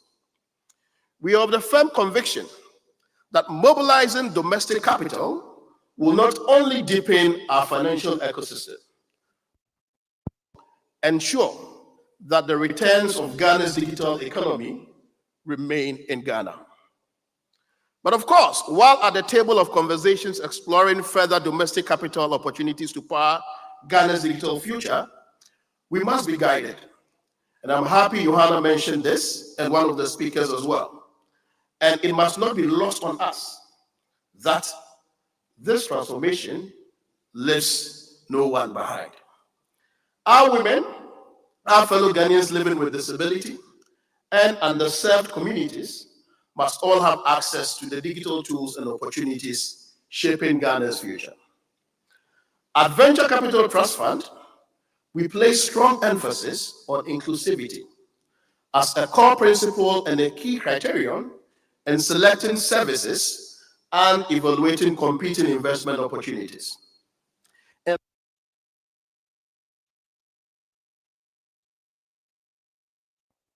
have already begun channeling capital into promising enterprises owned or led by women. I take this opportunity to encourage fellow institutional investors and capital providers to follow this example so that access to capital in our country becomes truly inclusive. Finally, as we share insights and build connections this week, let us renew our commitment to collaboration, creativity, and purpose. Let us co-create the bold solutions that will position Ghana at the forefront of Africa's digital revolution. as we continue shaping a future where technology in together to create opportunity for every Ghanaian. I thank you for your audience and wish everybody here a very inspiring Ghana Digital and Innovation Week. Most grateful.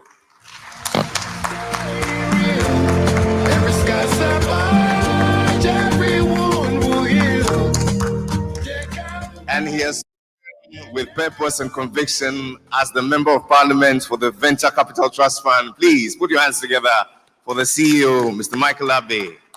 Wow, those are powerful words, but I'm touched by your commitment also to our quest.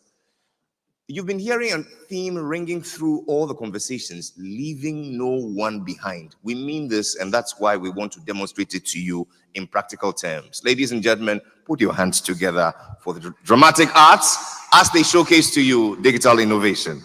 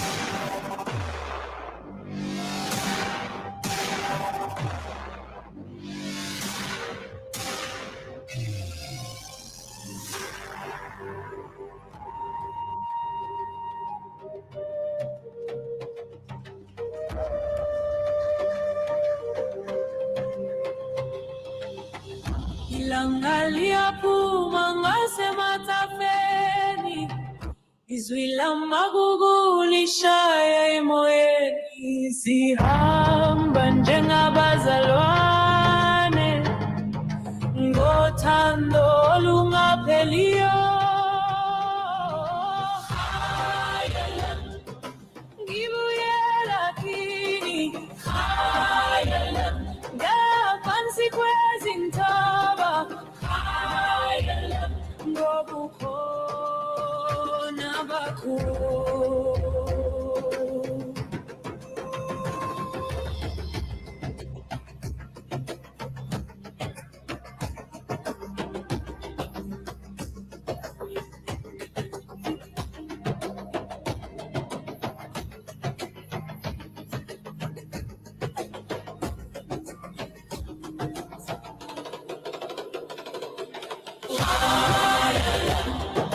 Ngibuyela kini,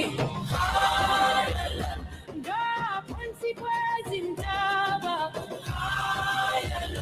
ngobukhona bakho.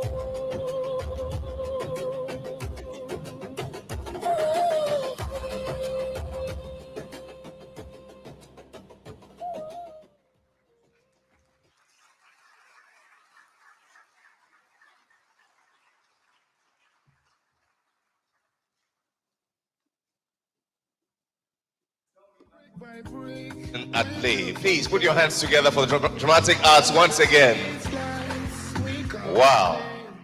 And although we may look like 800 or 1,000 here, the true size of today's audience, ladies and gentlemen, is reflected in our friends joining us online on Facebook and on YouTube. Let's hear it up for them with a resounding round of applause.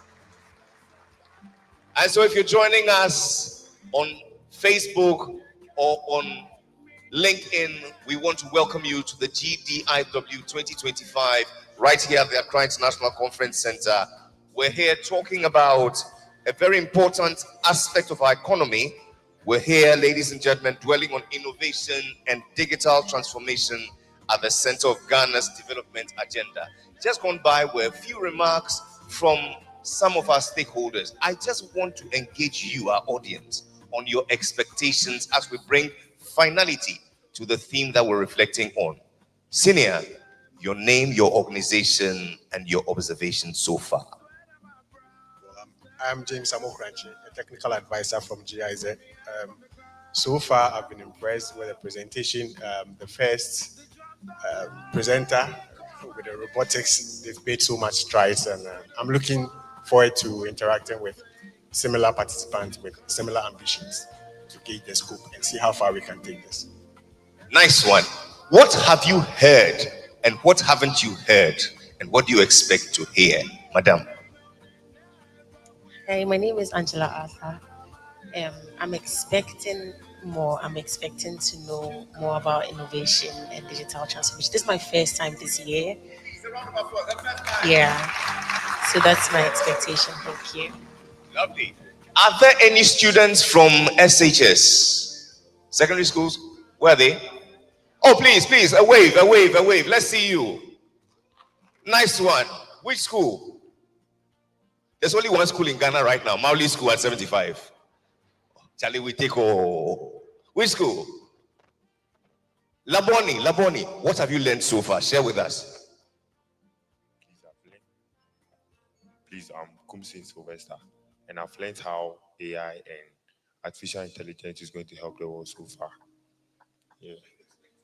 I'm expecting more, and I'm here to learn more too. Yeah. Wow, they're expecting more. Let me take my last two from this angle. From all the things that have been said, tell me what you want to hear in this conversation that's coming up on our theme. Hello, sir.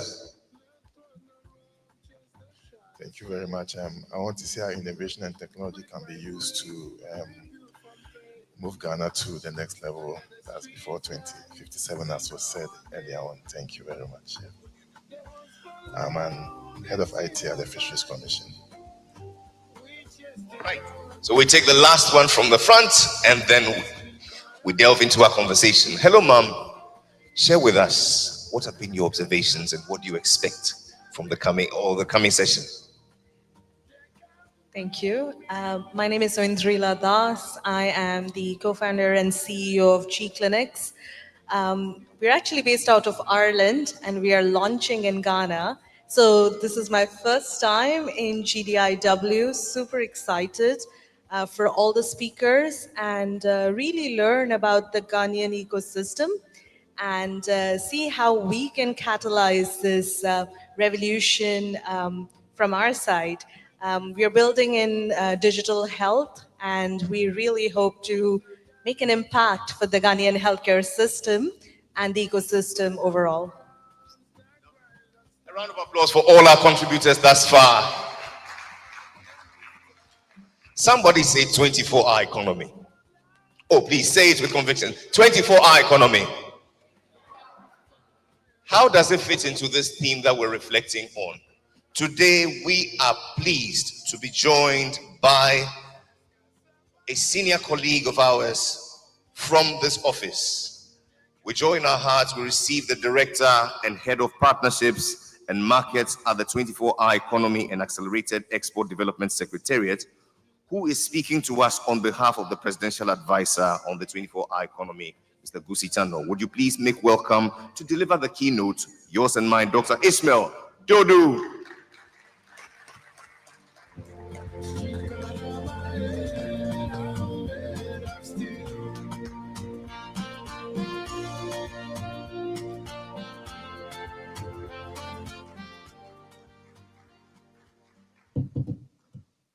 Wow. But you all look very intimidated, or rather intimidating. So please, if you could humbly help me to be less intimidating or feel less intimidated by giving me a smile or clap for me.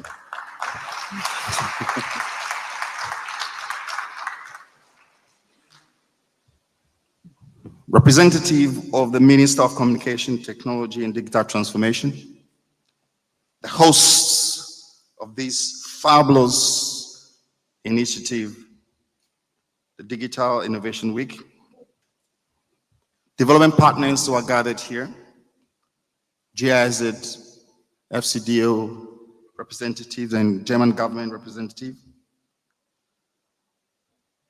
UNDP and the senior colleagues from government, my colleagues from the 24-Hour Economy Secretariat, distinguished guests, ladies and gentlemen, all protocols observed. We're still in the morning, so good morning. First of all, let me commend the host for the 5th anniversary edition of the Ghana Digital Innovation Week. This is no mean achievement, and I'm proud of you. I'm proud of you.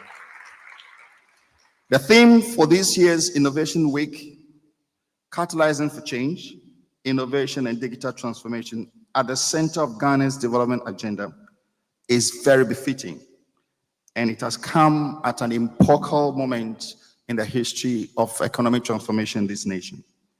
Let me begin with a simple thought. Somewhere right now, in Nairobi, in Bangalore, and in Accra, a young person is earning income while the world sleeps. They are coding, they're designing, they're trading, or delivering services online. All of these are powered through digital transformation. So this is our vision, that soon, right here in Ghana, that same spirit which I just described a moment ago would drive a new economic dispensation for this nation, for our economy. Ladies and gentlemen and compatriots, imagine a Ghana where it's no matter whether it is 10 p.m. or 10 a.m. A Ghana where within the spheres of time, opportunities are open, jobs are being created, they are made available, innovation never pauses, and that is the Ghana that we are all working to build within this 24 economy. Therefore, in this visionary movement and agenda that we have offered as part of the resetting agenda, you are the future that will drive it. And you are the leaders that would uptake it. You are the creative force, you are the digital generation, you are the heartbeat of the 24 economy ambition. Today, over 57% of Ghana's population is under the age of 25. That's more than half our nation's energy, more than half our nation's ideas, more than half the accumulation of our nation's potential.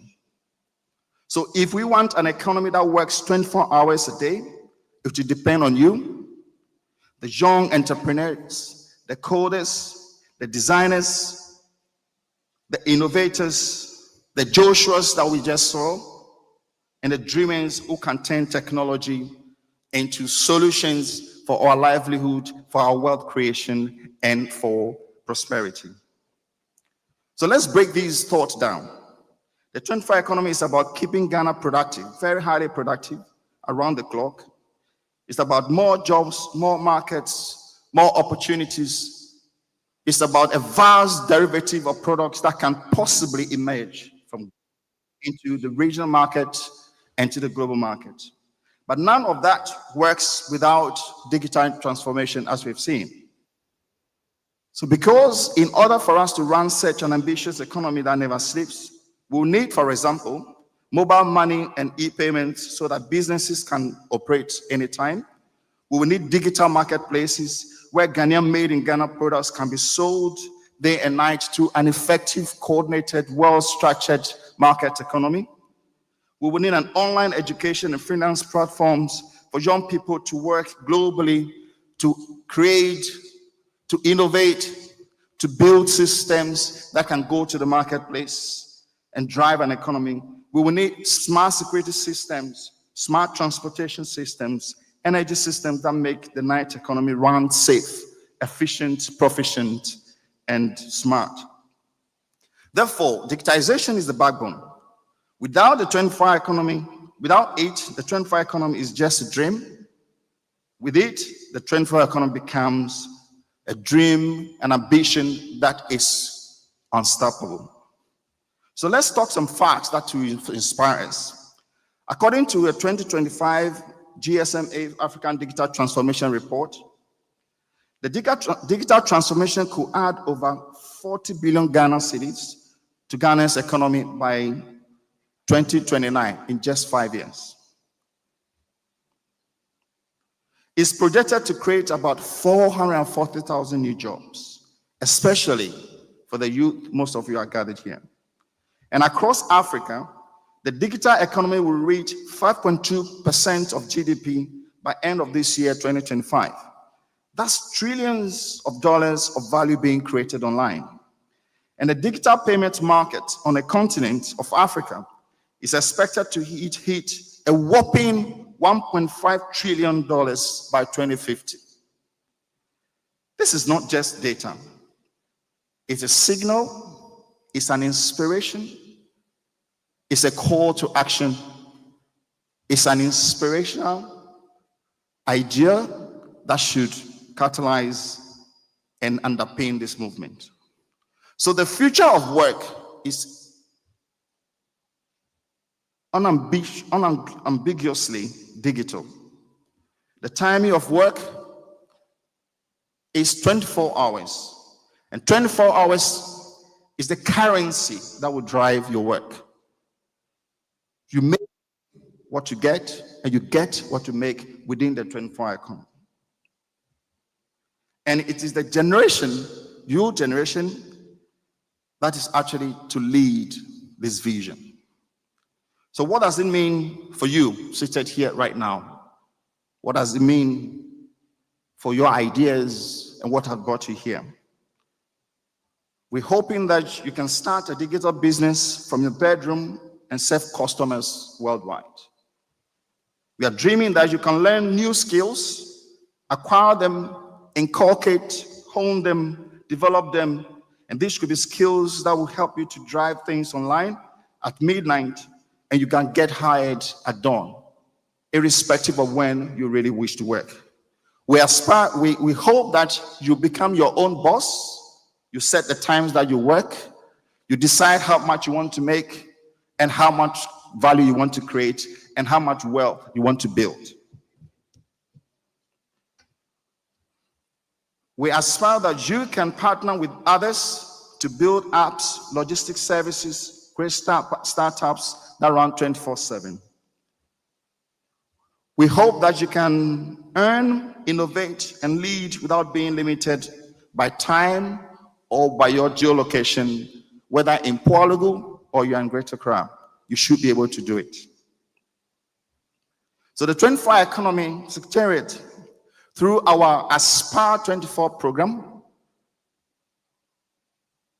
we are going to work with this ecosystem to ensure digital infrastructure will support the night operations, to ensure there are safe spaces and lighting make urban areas vibrant at night.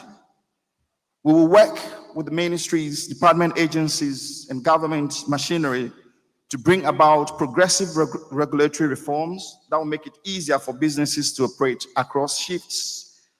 And digital tools will also make sure that there are presence of digital tools and training that will help young people seize new opportunities. Through our readiness program, we are building partnerships with technology hubs, universities, startups, innovators, with all the hosts that are here, and some of you may have to join, to ensure that when the night economy comes alive, or when we drive the 24/7 economy, that young people are the ones that are ready to lead it, to own it, to continue to innovate and build it and make it their own. To the extent that within the next decade, all billionaires would have emerged from out of these ecosystems. That if we're able to expand our GDP from $80 billion to over $300 billion, that 80% of that GDP will be owned by all of you that are sitting here. So don't wait for this opportunity. The future is here. You must create it. Don't fear the night. Light it up with your innovation. Don't see digital tools as entertainment tools. See them as empowerment tools. And if we combine your creativity with a digital transformation and we align it with a 24-hour economy strategy, then Ghana can truly become a nation that works, trades, and thrives around the clock. This is not just a policy that we're sharing with you. It is a future for you to own. Let's make this our mission. Let a movement to own the wealth of the 24-hour economy start from here. Let's build a Ghana where talent never sleeps, where opportunity never closes, and where success has no curfew. Together, let's power This ambitious 24 economy, an economy that projects us to the 2057 Ghana that Joshua and the team just shared with us, a future where everything thrives, where made in Ghana products are well sought after, a future where there are several billionaires in dollars who own an ambitious multi-billion-dollar economy, a future where we produce to 425 million population, a future where Ghana is 50 million population, of which the additional 20 million from now will be extremely intelligent, creative, and they are powering an unambiguous and uncomparable Ghana. A future which is not just about machines and data, but with the boundless energy of the teeming Ghanaian youth that we do have here. May your dreams and your work shine 24 hours a day. I am personally proud of you, and I'm looking forward to seeing all of you becoming the captains of industry that drive our digital economy. God bless Ghana. God bless our homeland. Make our nation greater, more innovative, stronger, and powerful. Thank you.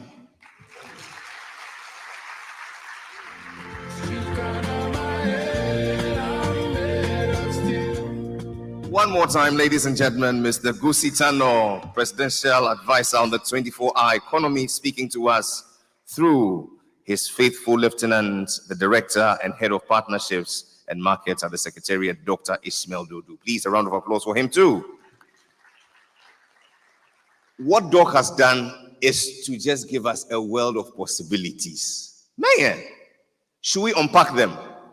Please, should we unpack the possibilities? Then please, welcome to join me here, Mr. Emmanuel Ofori, Mr. Darlington Akogo, Ms. Winifred Cotin, and the moderator, Venture Builder and CEO Africa, ladies and gentlemen, Rhoda Love Abba Beidou. A round of applause as they come up.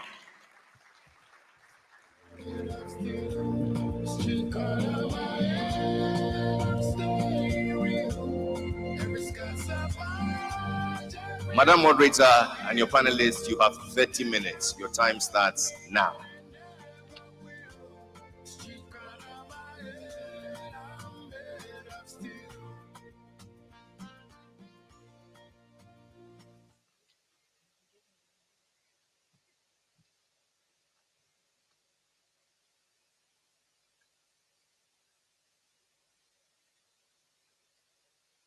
Hello, everyone.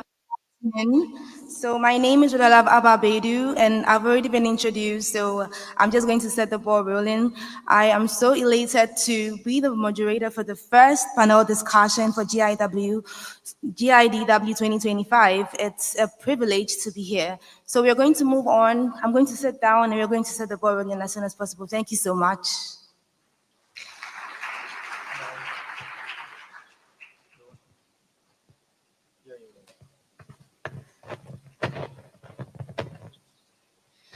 All right, so we already know that the theme for today, the issues around digital transformation, and it's going to be a very insightful conversation that we are going to have.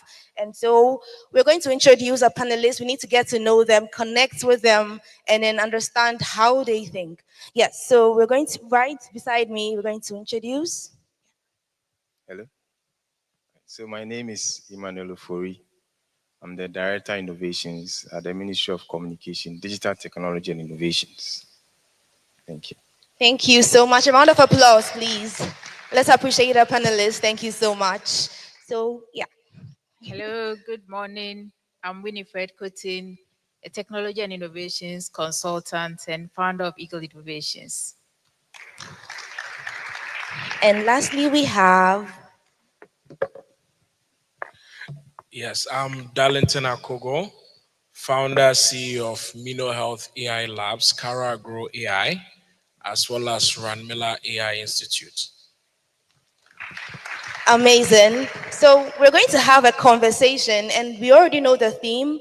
It's basically about driving digital um, transformation. So what is this session really about? We're going to touch about three important aspects of digital transformation. First, of course, harboring partnerships, collaborations, because that's so important to drive a digital scale up.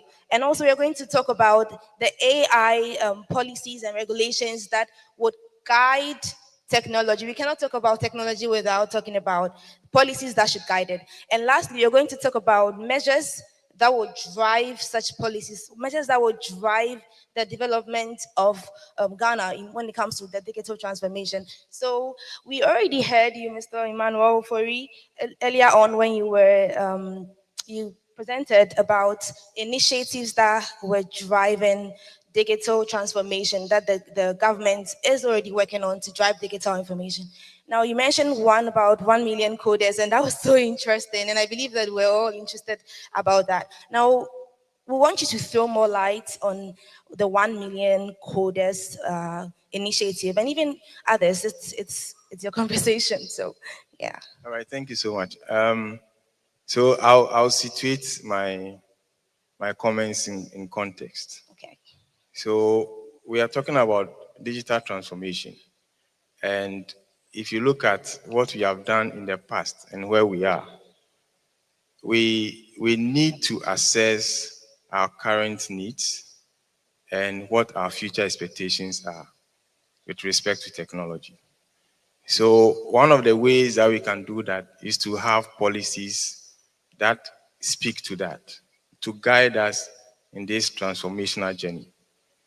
And so in all this conversation, I think one of the speakers highlighted that today, data is very important. In the past, we didn't see it that way. Today, we cannot just give our data away because we can monetize it. But we need to have a way of making our data useful. And the only way we can make our data useful is to have standards when it comes to the data that we generate in this country to make it a resource to support us, as others have done. So one of the legislative instruments that we are developing is Data Harmonization Act. So I'll just give one example. Right. When it comes to date, normal date, some write it day, month, year. Others also write month, day, year. And they feel it's okay. But that is not okay. So even with dates, if we don't standardize it, what it means is that because you are writing month, day, year, and I'm writing day, month, year, when I am communicating with you and sending data to you, the system will detect that it's an error. Just this simple thing. And also what data we can share, what we cannot share, what we can save outside, what we cannot save. We need guidelines on that. But once the policy is done, you need people. They are the critical component of our transformation. And anytime you speak to people who wants to come and bring businesses here for our youth, they ask of skill sets. And when they ask for the skill sets they need, you realize we don't have it. We don't have it. We have people, but they don't have the skill set required. And so that is what 1 million coders is trying to address. So that we'll have a talent pool with industry-aligned skills, such that if Google wants to settle here and is looking for 5,000 people on some specific skills, we can find it. And then they can recruit them, and then they can add value. So this is what we are doing to ensure that everybody benefits from this initiative. And as a country, we will be able to compete. Right, everyone benefiting. Yes, please, let's give an applause. Yeah, because like everyone benefiting from an initiative is basically what the government is about. Now, let's just interject a bit. You mentioned something about partnerships, and I want this conversation is going to be a conversation. I believe you know what I mean. It's not going to be. Would want to include the public. the audience, I mean, so that we all have things we want to share. We all have submissions that we believe that would make this conversation a conversation. So I was basically talking about partnerships. How does a government plan on utilizing such partnerships or fostering such partnerships so that it can scale up our digital initiatives? Yeah. Fine. So we are in a global world. We cannot journey alone. You need help. You need people who have done it before. You need experiences to be shared. And so in this room, even for this program, we have our development partners here. They have tons of experiences that they can share with us. So in terms of partnership, we need others from other jurisdictions to support us. We also need partnership for local organizations or institutions that operate in our ecosystem or in our country. So we are doing some projects through partnership with MTN.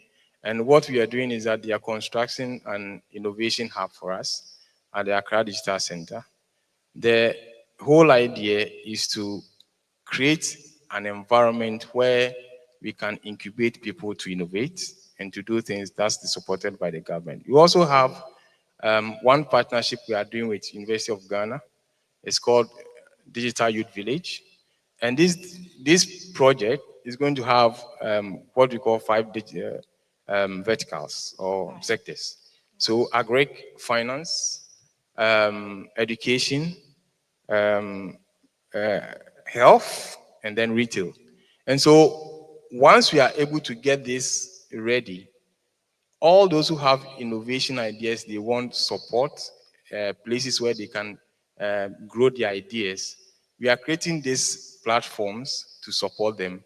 And then not only create the idea, create a pipeline where we can grow that business to become something that can also employ others. So this is what we are doing within the partnership space with the help that we are getting with government support as well. Right. So this is a place you'd want to be if you have ideas that you believe that would need the support of government to actually establish them. So I am very excited about this, and I believe you are too. Now, we cannot talk about digital inclusion without talking about the policies that would guide them. So we're going to now call upon Mr. Darlington to let us know, because he's been on a lot of shows, a lot of talks where he's discussed AI policies, right? Yes, he's nodding. Yes, and so AI policies and all that has got to do with regulating these issues. So, Mr. Darlington, over to you. What do you really think? How can we connect this digital transformation that we so much seek to see with complying by AI policies and not breaching it in any way? Yeah. Yeah, so when you talk about governance as a whole, there's different aspects to it, right? So you mentioned a couple of things. Policies, regulations, they all serve different purposes, even though they are all interconnected as governance. The good thing is that we have Ghana's national AI strategy, which is under the jurisdiction of Mr. Fori. And so I served as the co-lead working with Prof. Bonyo from KNUST, and then we just recently, right about, completed everything. So all things, I'm sure very soon it will be officially announced and everything. So we are on the right track, right? We need to define our own taste for where we want to strike the balance when it comes to AI governance. What do I mean? So there's the European approach, and of course, we have some European partners here. It's a good thing I'm not from government, so the expectation of diplomacy from me is very low. So I would take advantage fully of that. But Europe does an amazing job. Unfortunately, when it comes to AI, their positioning with the EU AI Act makes it a bit very tough for innovators to do what they need to do, right? Compared to other markets. And so when we're creating our national AI strategy, those are some of the things we were looking at. Do you want to take a more restrictive, hardcore regulatory environment? Or do you want to create something like in America right now, it's kind of the Wild West. It's not very clear what is the regulatory framework they're using, different states are going in different direction. Then you also have China on another end. So we wanted to define our own balance, our own context, based on where we see ourselves and where we want to get to. Right. So we created frameworks that will allow us to achieve the goals, the digital goals that have been shared all over, but also learning from, say, the EU on the ethics. So what are some measures in place so that people are not abusing AI? But at the same time, how do you make sure that the regulations, or how do you make sure that the policies are facilitating innovation and not hindering it? So we have several pillars, about 8 of them in there. And so once we implement those, we are right on track. And even the 1 million coders initiative is already an implementation that is coming out of that. Amazing. I personally know that when it comes to AI, there are specific regulations for the agricultural and the health sector. It comes with more, should I say strict? But then I know you get what I mean. So how do we deal with all of these so that it doesn't get out of hand? Because AI came to make life easier, but we do hear publicities where they say AI is not safe, AI is dangerous. We as a country are in a place where we are fast-paced towards digital transformation, and we cannot do without AI. So how do we address it? Yeah, so it's a bit sector specific, right? So for example, we have partnership with GIZ on a project called CADI AI. So CADI AI, what we do is that we've developed an AI system that works with drones, where you can fly the drone and it will pinpoint exactly where diseases and pests are on cashew farms, right? Now, what is the regulatory requirement around implementing such AI system? It's quite open. The only thing is data protection laws. So we make sure that personal identifiable informations are not captured in there. So for example, we don't fly the drone over people's homes if they are close to the farm. You restrict it so that the drone only flies over the farm without anyone's personal life, privacy being jeopardized. Those are the measures that you have to put in place. So data protection laws, if you are an innovator in here and you want to build, just go through the data protection laws. The good thing is that we now have AI systems. You have chatbots. I won't recommend ChatGPT, I recommend mine, Moremi. So just ask it to give you a breakdown, a summary of Ghana's data protection laws. You see things like right to access, right to deletion. Just build in accordance with this. Now, you mentioned healthcare, which is another sector we work in. Healthcare is very different because the difference is that if I fly a drone over a farm and then my AI system says there's a disease on this leaf and the farmer goes to verify, if they cut off that leaf, the implications are minimal compared to if I say, there's a disease on your arm and they cut off your arm. That's a whole different ball game, right? So because healthcare now interfaces with human lives, errors can be very costly.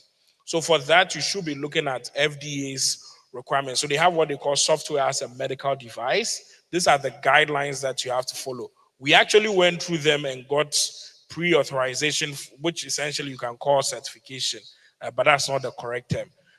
Making it so our AI system was the first in Africa to get health regulatory authorization. That actually connects me to the ending note for this particular issue, where we are talking about positioning Ghana as not just one that respects AI policies, but is a leading when it comes to implementation. So thank you for connecting that. That was really amazing. Thank you so much. Now to our beautiful Madam Winifred Cotin, who is a technology and innovation expert. So we're going to do more of generic conversations where we would want you, or I would want you, since I'm the one speaking, to basically discuss or let us know how we can connect the digital transformation that we are seeing to scale in the aspect of business development or in the aspect of the business ecosystem. We want to know how we can correlate so that we are scaling digitally and also it is impacting our economics. Yeah. Thank you so much for that packed question. I think I'm very excited to wear the shoes of Chief Digital Transformation Officer on this panel. I think when we look at where we've come from, the progress we've made, we've been able to touch on our infrastructure related needs around connectivity. We've been able to, and we are currently tackling skills and talent development. Right. The next we should be doing in terms of digital transformation for economic acceleration and growth is around venture and enterprise development. So far, we are training, we have a lot of existing rails like connectivity, we have payments which have been established. But what we now need is to enable the innovators we see here today and the innovators on our campuses and those who are still dreaming of creating solutions of impact to be successful and to scale them. And I think three major areas I would want us to touch on. So enterprises that are solving specific socioeconomic challenges like agriculture, like healthcare, and then enterprises that are creating direct jobs and indirect jobs. So for instance, platform businesses, if we take a look at Uber, Airbnb, Ali Express, and the rest, we realize that these are digital platform businesses that enable direct jobs within their nations and then also for export. So can we be deliberate about how we enable ventures to be built in Ghana so that innovation is not just solving specific problems locally, Right. but we are creating jobs and also extending it. I think, and then the last is funding and capital. Today we see the venture trust fund as the only enabler of funding. Can we open it up so that just as we have many banks in the country, we should have several capital stakeholders providing the needed support for venture development? That is really true. I totally agree that there should be a lot of capital trust around because there's a lot of youth that have so many ideas and they are so passionate about scaling impact. And with this development, it would really help in accelerating the business growth. And this is what we look forward to in the coming years. So we have actually gotten to the point of action. When I say action, what do I really mean by that? What I mean is we, in these meetings, this is where we have to ignite action, an action mind, where we have spoken about what the policies are, what the initiatives are, but what we really, really, really need to do, what is that thing that would shift our focus and then make us more geared towards what we really look forward to achieve. And I don't mean to speak so long, but yes, Mr. Emmanuel, what would you say is personally to you is a key action? And a minute, we would open the floor soon for our beautiful audience to also share what they think could be the action, or what is the action? What are you passionate about, and what do you think you can contribute? What's it's to be done? So there's the action part of the conversation, Mr. Emmanuel. Yeah, so I have three areas. One is effective coordination across sectors. So this journey cannot be done by one person alone. We need to coordinate effectively to achieve success. The other is continuous capacity building. So we need to build ourselves. And in the speech I read, I said the most important thing is the change of our mindset. If we are able to do that, we can put the resources to good use to benefit us. And the last is digital policy coherence and alignment with globally adopted protocols. So we can't live in a silo, we live in a community. So whatever we are doing, as Darlington was saying, we need to learn from others, but whatever you are doing should also align with others so we can move together to achieve something. Right. So those were actions. Okay, please, we can do actions as well. Let's give it up for Mr. Emmanuel. Yes. Now we move on to Madam Winifred. What do you think is the move from here? I think for me, I'm very critical on matching innovation capabilities to problem solving. So there should be specific economic blockers that are solved because we are innovative. Which digital transformation, innovation, and skills development shouldn't be different from the problems we have. Right. When we have digital skills, they should be able to solve specific problems so that as we grow and develop with our digital transformation, we reduce the problems we have and then accelerate our economic growth. reduce the problems we have and accelerate economic growth. This is an action point. Thank you so much. And also we move on to Mr. Darlington. Let us know your action point. Yes, so it's for me is we need to develop a sense of urgency, right? There's a philosophy I'm trying to push. I call it Afro accelerationism.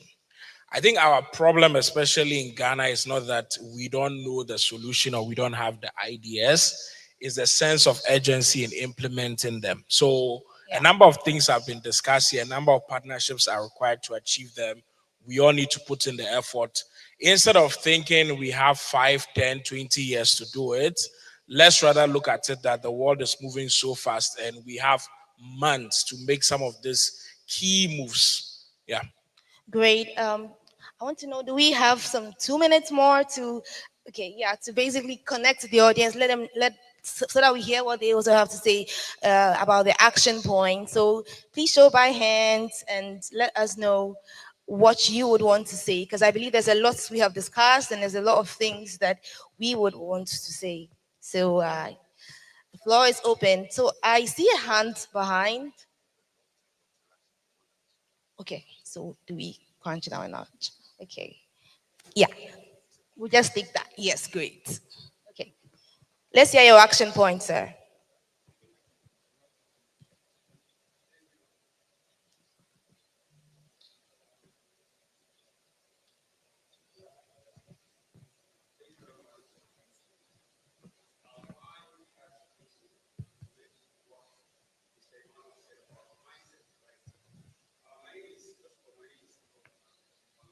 Okay. Right. I'm a transformation advisor. So when he made mention about changing our mindset, I felt that is so much important because when we talk about mindset, usually it seems like it's usually ambiguous when we talk about mindset. What are we really talking about? But I came to a realization that the mindset we are talking about has to do with our identity, how we see ourselves. Right. And then this identity has to do with the way we think, our emotions, and our values. So when we talk about mindset, I think when we give that framework as to how people could change themselves, that would really help us. But it seems like one aspect of our identity is we Africans see ourselves as being in the survival mindset rather than being in the sovereign mindset. So always we have that thought of depending on others rather than, as one also said, that we should have that need for urgency. We rather wait until we are told. So usually because of our dependency on other nations, it seems like we are always waiting for aid. Even the trillion of aid that comes to Africa, we are still within the same, status quo. So imagine if we are able to understand ourselves and understand that we could be like those in any other nations, then that is when we can think about conscious leaders, conscious advisors, and conscious creators. Thank you very much. Thank you so much. Thank you so much. I do appreciate the emotions that was said with that. Thank you so much for your submission. At this point and on this note, we do bring our conversation to a close. Okay, there's one last hand up. I'm so sorry, Mr. MC. We will have to do that. Would have to do that. Okay. So you wrap up. Yes, let me wrap up. So thank you so much, our panelists. It's been such an insightful session, and we believe that this was really, really impactful. This is where we bring our conversation to an end, and please, let's give it up for our panelists. They've been so informative. Mr. Emmanuel Ofori, Mr. Darlington Akogo, Ms. Winifred Kutin, and the moderator, Rhoda Love Abba Bedu, venture builder for CU Africa. Round of applause for them. And so gradually we're coming to a close for this opening ceremony. Where do we go from here? The days ahead, what would it include? It's my pleasure to invite, ladies and gentlemen, yours and mine, Doreen Aglago Kofi, to take us through that journey. A round of applause as she comes.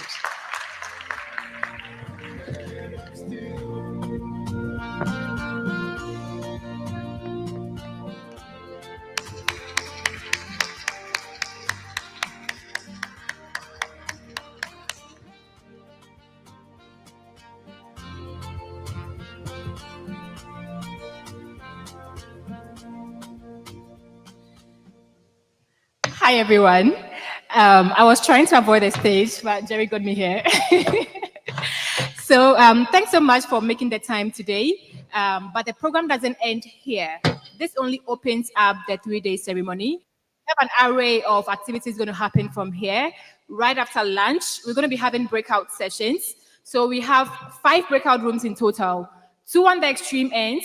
We have 1 on the extreme end on my left-hand side and 2 upstairs. But please look up the screen. You'll be seeing the sessions and the rooms they're going to be in. We've moved 2 session rooms actually. One is going to be at the first floor. So when you step out on my left-hand side, you move upstairs, we'll have 1 breakout room there. And then you move on to the next floor, second floor, we have another breakout room there as well. But you don't have to worry, we'll be having the information on the screens for you to be able to follow through. Also, to find time to pass by the exhibition booths. The exhibition booths are on this side and that side. And also, we're having food vendors around. So if you are hungry, you don't have to step out. Everything is here for your convenience. Just walk around, meet someone, talk to someone, attend sessions and exhibitions. And again, thank you so much for coming today.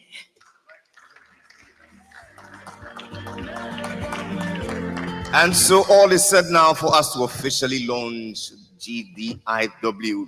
As a matter of fact, declare it open, not launched. So please welcome our guests as they take their place here. A round of applause for Mr. Emmanuel Ofori, representing the Minister, Dr. Ishmael Dodu, representing the Presidential Advisor on the 24-hour economy. Make welcome Madame Johanna Klotz, Head of Development Cooperation, German Embassy, Mr. Michael Abe, CEO of Venture Capital, Mr. Edward Foucault Amprechum, Doctor, I beg your pardon, Governance and Inclusive Growth Lead at UNDP, Madame Amalate, CEO, Impact Investing Ghana, Mr. Yao Edujemfi, Chairperson, Ghana Hubs Network, Wilhelm Hugo, Cluster Coordinator, GIZ Ghana, Mr. David Roberts, Head of Project GIZ Ghana, Mr. Emmanuel Mumuni, Program Component D, GIZ, and Director, Innovation and Research, Caspar Kampoli.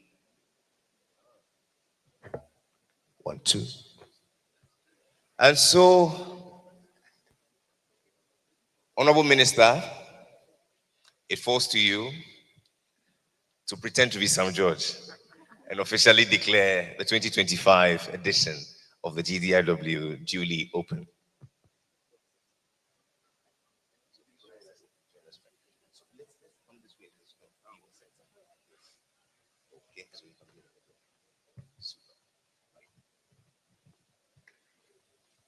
All right, this is a simple job. So, on behalf of my colleagues and all of you, I wish to declare the Ghana Digital Innovation Week for 2025 duly opened.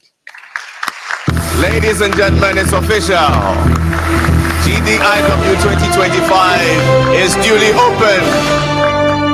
For the next few days, ours will be insightful sessions on innovating, collaborating, and elevating conversations toward shaping a future of endless potential for the digital economy of Ghana. Put your hands together one more time.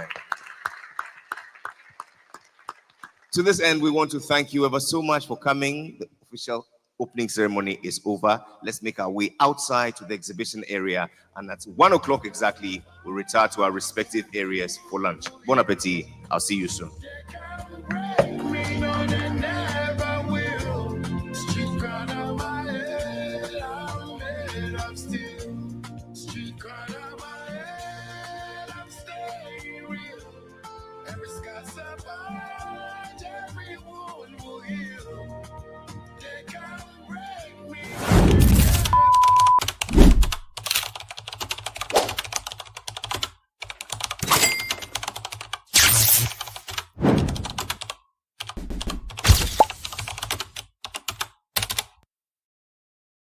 Hi, Nakode here, and welcome to Africa Discourse channel.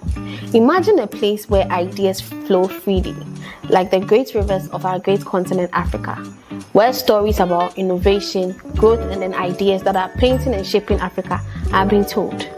From the Cape to the Sahara, and then from the tech startups happening in Lagos to Nairobi, where the tech innovations are, ADC brings you the stories that matter the conversations that are inspiring our generation, and then ideas that are transforming Africa. But hey, it's not always serious business here at ADC. We also give you the scoop into the latest trends happening around the continent, untold stories in Africa, and a large dose of fun and entertainment. Join us as we delve in, explore, laugh, share ideas, share stories, and maybe you can find your next big idea on Africa Discourse channel. Welcome to Africa Discourse channel. Catch up with us at www.discoursechannel.com and follow us on all our social media pages at Africa Discourse channel and get the latest scoops into the trends happening in Africa and news about Africa around the globe.